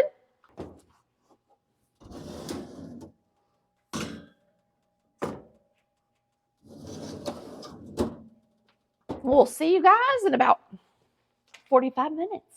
All right. For the icing, all you need is a cup of powdered sugar, and it's going to be a little thinner, 2 tablespoons of milk, and 1 teaspoon of vanilla extract.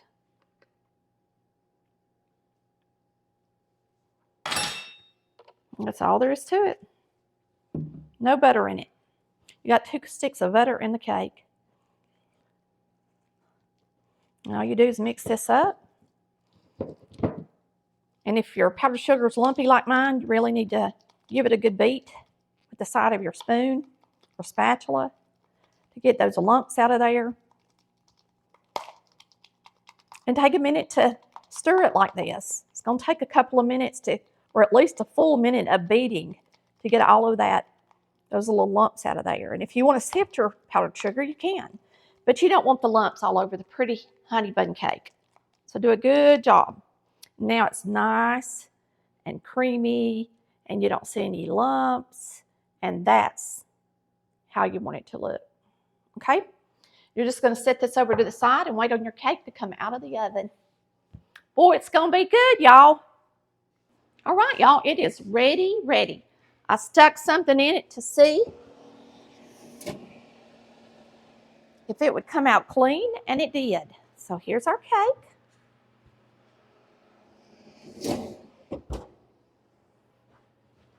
We're going to go ahead and put our glaze on it while it's warm.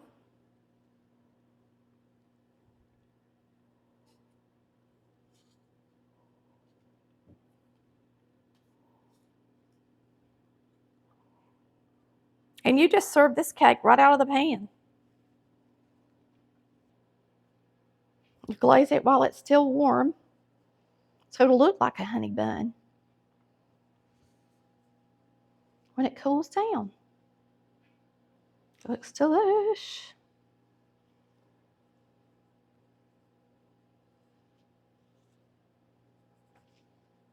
I'm going to push some up on the edges to make it look shiny all over. This is one of my favorite cakes. I noticed on the recipe book, my little note, sometimes I put notes at the bottom of the recipes, and I said, this is the best cake ever. That was my note. And that's all there is to it. Does it look like a honey bun? It does to me. Y'all take a look up close at how much it does look just like a honey bun. Now this is really good served warm, y'all, with some coffee.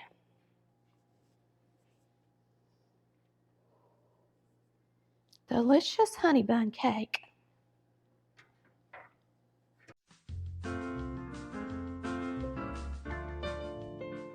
Hey y'all, I'm Tammy, and this is Collard Valley Cooks.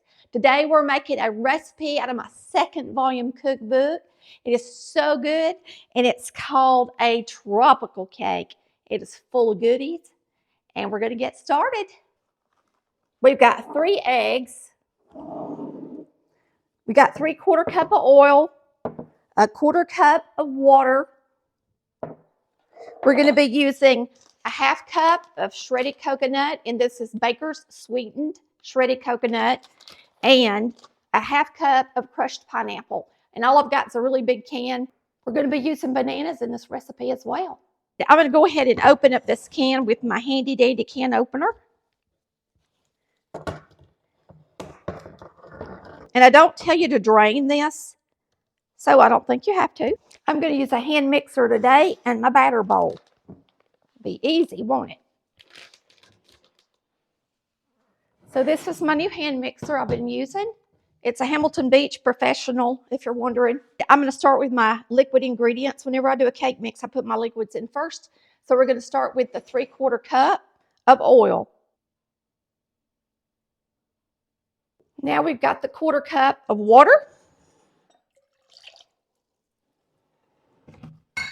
I'm going to go ahead and put in my pineapple. It's a 1/2 cup of pineapple. This is a 1/4 cup scoop.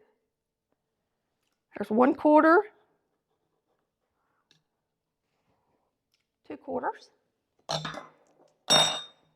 So that's a 1/2 cup. We got 3 eggs.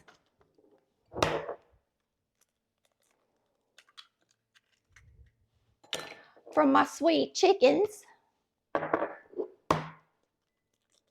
Now I've washed these eggs and put them in the refrigerator. I get so many, I do have to wash some and put them up. And I need to be making lots of cakes because I got so many eggs. And I know they're expensive right now, but I need to be using them. Up off my counter. Now all we got left is our cake mix and our coconut. I'm going to go ahead and put the cake mix in here. Oh, I think we're supposed to add a little bit of vanilla extract. Let's put that in there. So about a teaspoon of vanilla extract goes in. Try to get it where the liquid is.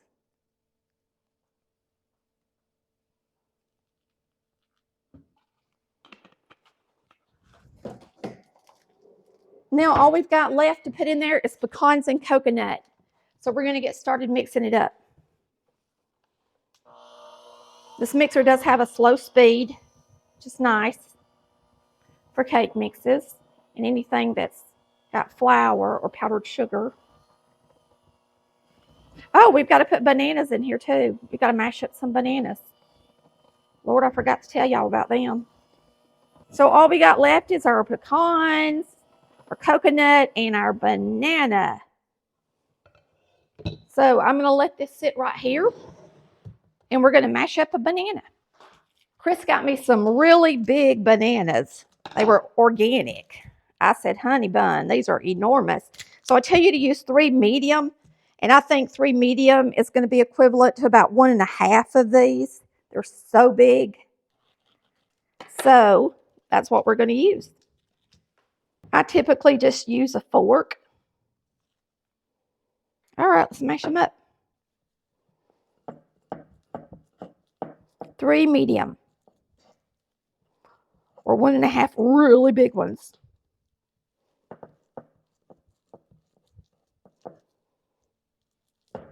This cake has got a lot of stuff in it, so it's going to be really moist and delicious. So just make sure, it might take a little longer for yours to cook than it does mine. It's just according to what kind of oven you got. Everybody's oven cooks a little bit different when you bake. That looks good. All right. We're going to put these bananas in our cake mix.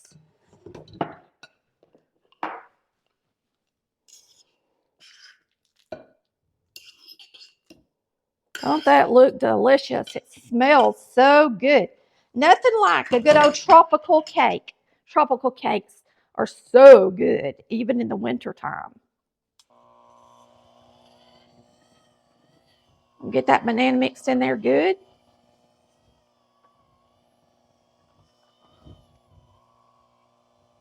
Looking good, looking good. All right, all we got left is coconut and pecans. So you're going to do a half cup of chopped pecans and a half cup of flaked coconut.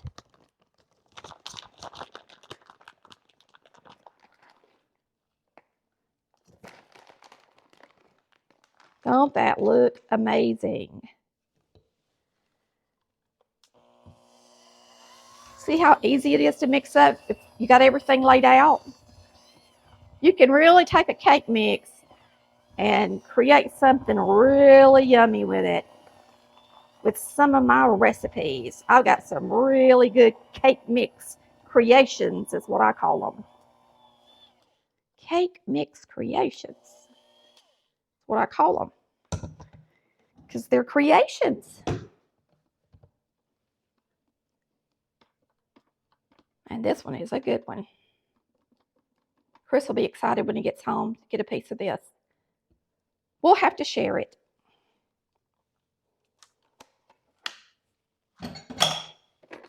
All right.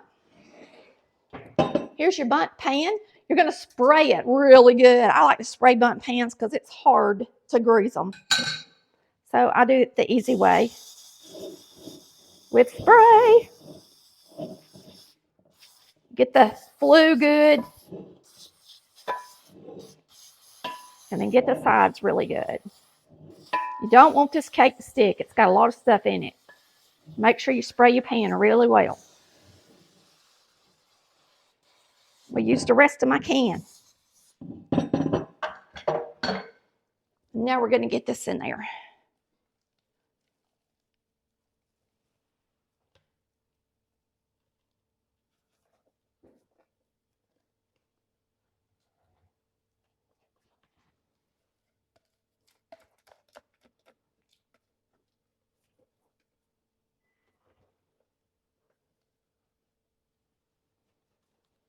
Boy, that smells good, y'all.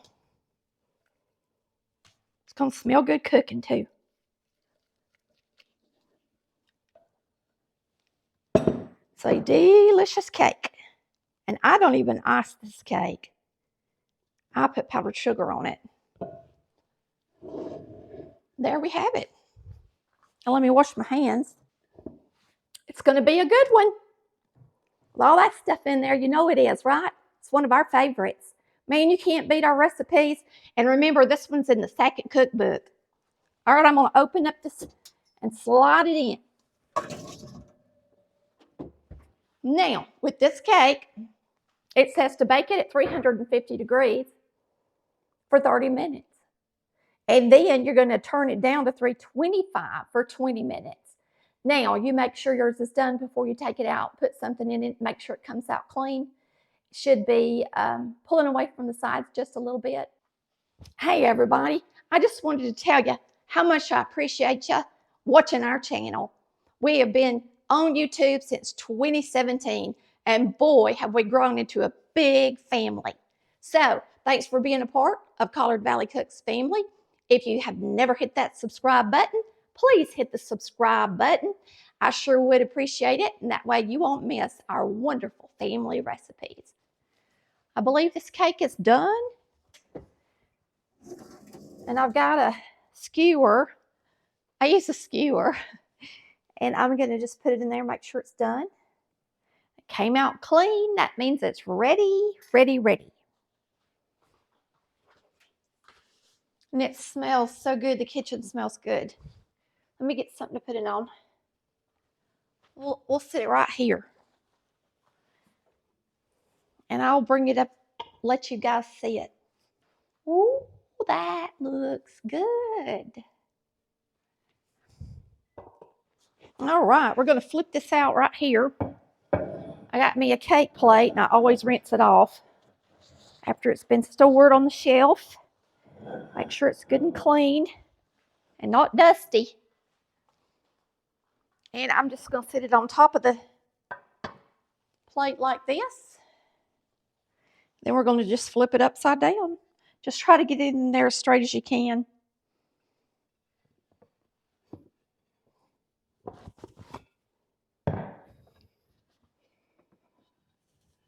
And there you have it. Our beautiful tropical cake. It smells delicious. Now, if you want to put a glaze on it, you can. I don't think I'm going to. But, I mean, I guess we could mix up one. Chris would probably like it. Y'all want to mix up a glaze? We will. All right, we're going to start with a 1/2 cup of butter in a saucepan. Where we're getting it melted, you're going to add a cup of sugar. This should make a lot of glaze. And it says just to add everything together, except the vanilla. You're going to add a 1/2 teaspoon of baking soda, and that's because you're using buttermilk. 1/2 cup of buttermilk. This is buttermilk glaze. And 1 tablespoon of corn syrup. I'm just going to eyeball the corn syrup. That's about a tablespoon. It says you're going to bring it to a boil 5 or 6 minutes until it's thick like a syrup.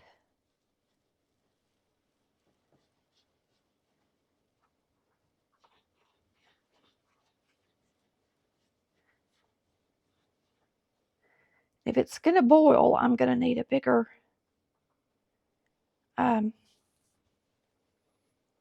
with that baking soda in there, I should have put it in a taller pan.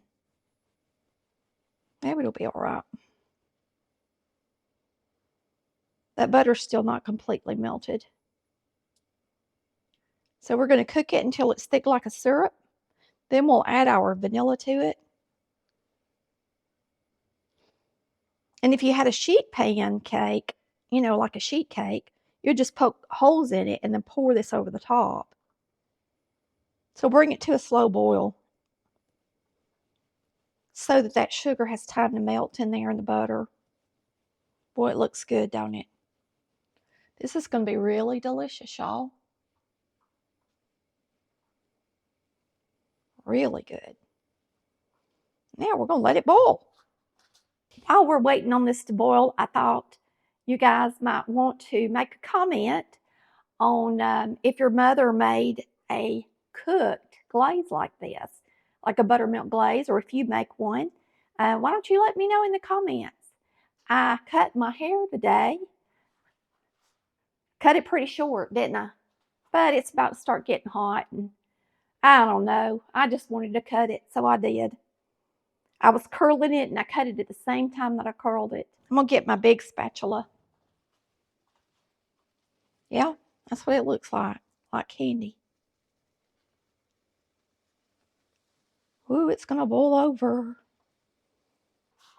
I'll use my nonstick green bean pot. We'll pour it in there. Now it can boil as much as it wants to. I don't know what I was thinking. I didn't think it would be that big of a batch. That baking soda really makes it rise up. I didn't want to mess. I just cleaned my stove. This stove is not easy to clean, so you definitely don't want to have to clean it again after you've cleaned it. Cooking it 5 or 6 minutes is a little while. We're going to let it boil that long.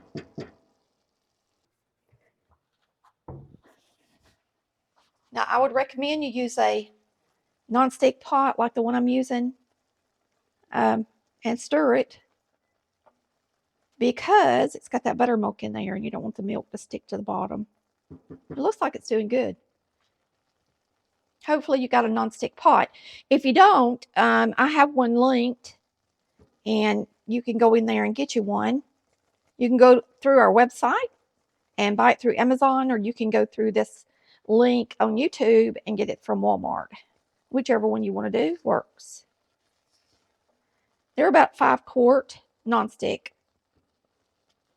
pots, and it's not going to be exactly like mine, but it's going to be about the same thing. Serve the same purpose.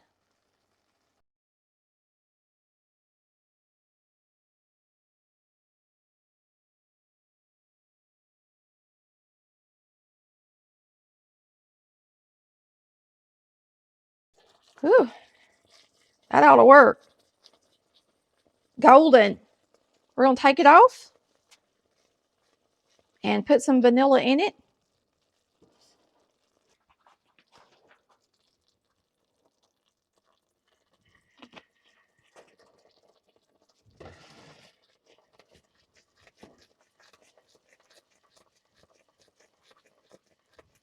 I'm going to let it cool down a little bit before we put it on the cake.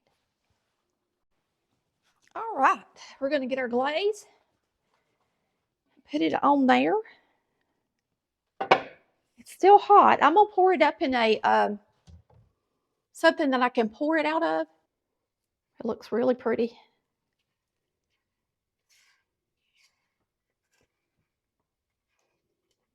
And it tastes like caramel to me.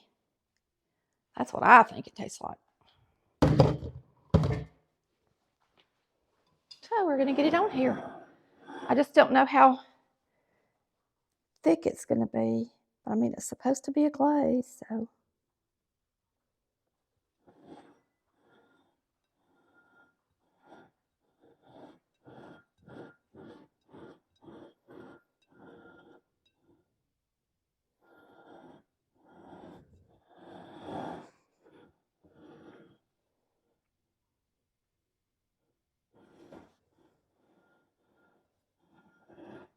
I'll let it cool down just a little bit more in case it might get just a little bit thicker to go, but it looks really good, I think.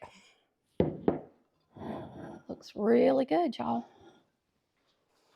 All right, we've let this get a little bit cooler, and you can see it's like caramel.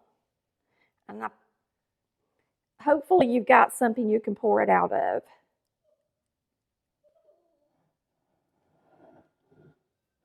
Looks plum delicious, don't it?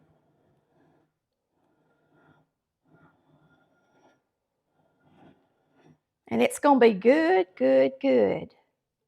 And now it should continue to drizzle down, and the whole middle's full of gooey stuff. All right. You can see this recipe, tropical cake, Tammy's tropical cake, and the buttermilk glaze. And you know it's moist because it's that Dolly Parton coconut cake mix. My dog is whining. It smells so good. She don't normally whine for cake. Hey y'all, it's Chris and Tammy with Collard Valley Cooks. We're doing a viewer's favorite Watergate cake. If you love Watergate salad and you love pistachio pudding, boy, you're going to love this cake because it's got 2 packs of pudding in it. Let's get started. This is super easy, and you're going to start with a cake mix. But when I mix up a cake mix, I like to put my liquid ingredients in first. So we're going to put in, this is a lot of oil, 1 cup of oil, and I'm using corn oil. You can use a vegetable oil. 3 egg whites. A cup of Sprite.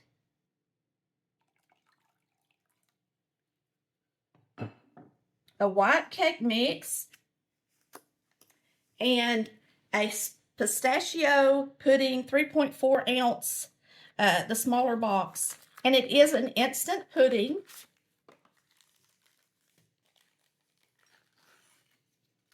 And this is so easy.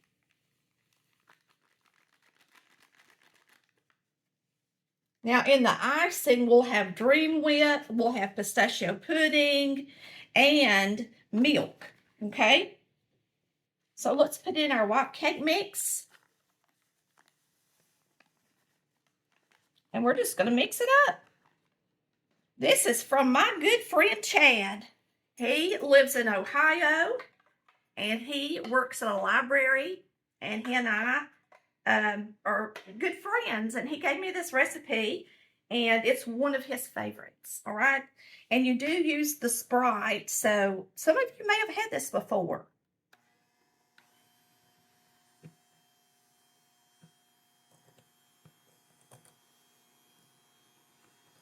So you guys tell us if you remember having this cake growing up, if your mama made it for the holidays or for your birthday or something like that.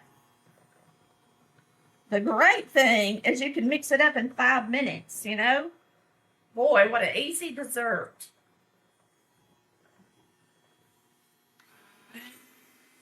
So we're going to mix it on a medium speed for about 2 minutes.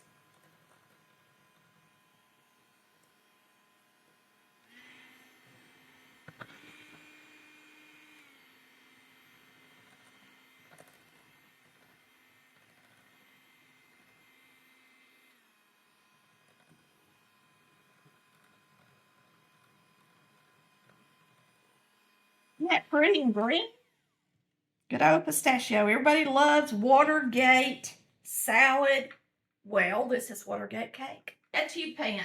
And I'm using a tube pan because we're going to ice this cake. And I don't want it to be a fancy pan because it's harder to ice, okay? So I'm just going to use some Pam. And I use the baking flour. Lots of times it's on sale this time of year. And we're just going to spray it good and get this in the oven.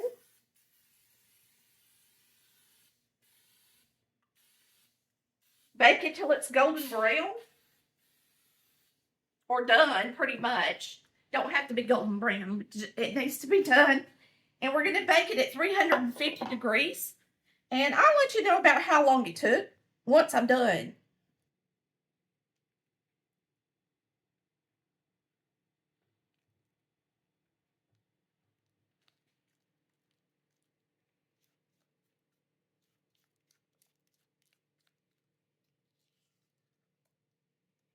And if you want a really big tall cake, you can double the recipe if you're making it for a crowd or a big birthday party. But this time of year, there's plenty of desserts on the table. So 1 cake mix should be good. Now I'm going to taste the batter.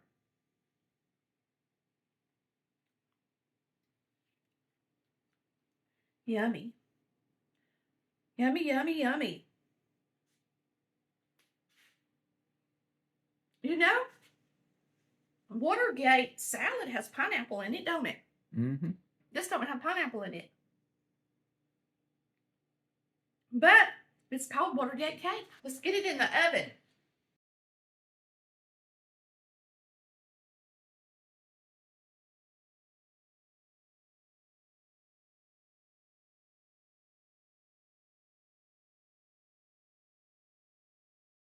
All right, it's been 30 minutes and this thing is done, 30, 35 minutes, something like that.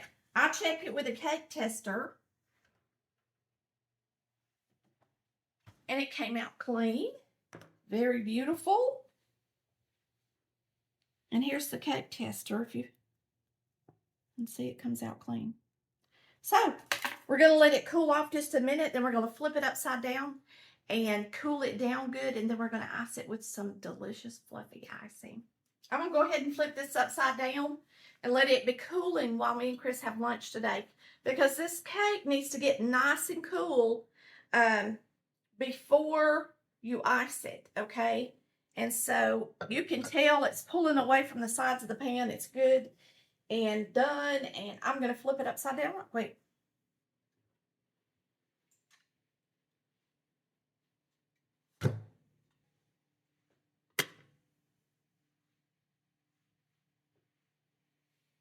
Now this is a really big pan, so if you want your cake to be taller, you'll have to double the recipe.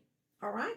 All right, we're going to be using an envelope, one dry Dream Whip envelope with pistachio pudding mix and 1¼ cups of milk. And I am going to mix the milk and the Dream Whip together first and start letting it get some fluff to it. Now you're supposed to beat this until it gets a pretty good soft peak. So you don't want to underbeat it. All right, so there's the Dream Whip. If you've never used it, I haven't to make whipped cream, but we're about to.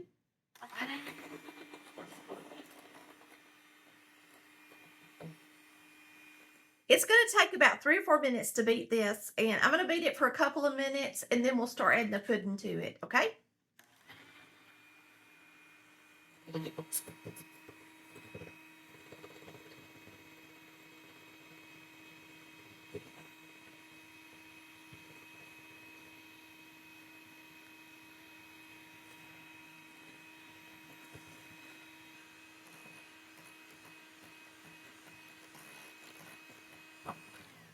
I think the longer you beat it, the fluffier it's going to get. So I'm going to beat it another full minute, and then we'll be right back, and I'll show you how it turned out. So take the time out to beat it for a little while. Don't let it, be mushy. You want it at an icing consistency. Some people do put coconut, maraschino cherries, pecans, and things like that in their cake or in their icing or on top of the cake to decorate it, but I'm making mine just like Chad did, and he didn't do that as far as I know because he didn't mention it. But you can see how pretty and fluffy this is. So I'm going to put it around the cake, and then we're going to ice the sides in the middle. It is nice and fluffy, and it has a delicious flavor, and it's very pistachio tasting too. So if you're afraid it's not going to taste pistachio, boy, is it very delicious. Now, you can make this into a layer cake, but the old recipe, because I looked it up today, really, most everybody made it in a 2-pan. So we're just going around first, and then I'm going to push some into the center. We're going to ice the middle part. If you want it, if you don't want to ice a 2-pan because it's kind of awkward, you can make it in a sheet cake pan, 13 by 9 by 2. And then if you love layer cakes, you can make it in a layer cake. Remember, it's just not going to look very tall. Now, if you have never seen me do it, you should always push your icing over the edge to ice the sides of a cake. And that way, it's just much easier than trying to get the icing on your spatula and hold it sideways. It's just so much easier to ice a cake that way. Around the top to make it pretty. And if you're taking this for a Christmas dinner, you could sprinkle it with coconut, put a few cherries on it and nuts. A lot of people put pecans in this cake, but I personally, just because Watergate salad does have pecans in it as well, but that's totally up to you. It's already got the little pieces of pistachio nuts in it from the pudding. I'm going to put a little coconut on it. My favorite flaked coconut is Baker's. It's always the most moist. It's always much better and moister to me than the store brands. Now, I'm not going to put a lot, just enough to make it pretty and look like snow for Christmas. I've got cherries with stems, and you usually get these in the ice cream section, most of the time. These are the kind that you use to make chocolate covered cherries with. I made chocolate covered cherries last year, and oh my goodness, were they delicious. So let your cherries drain a little bit on a paper towel before you put them on the cake.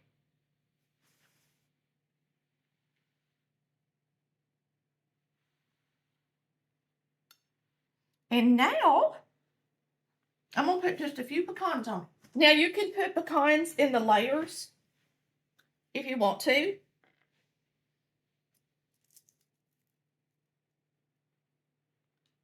And you can use whole pecans on the top if you'd like.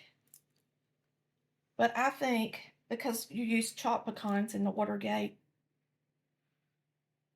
it's good. I know this cake is going to be dreamy. So let's slice a piece.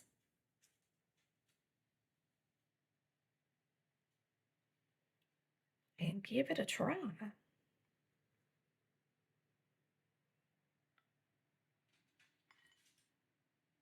And we know it's going to be moist because it's a cake mix. And pudding in the mix too.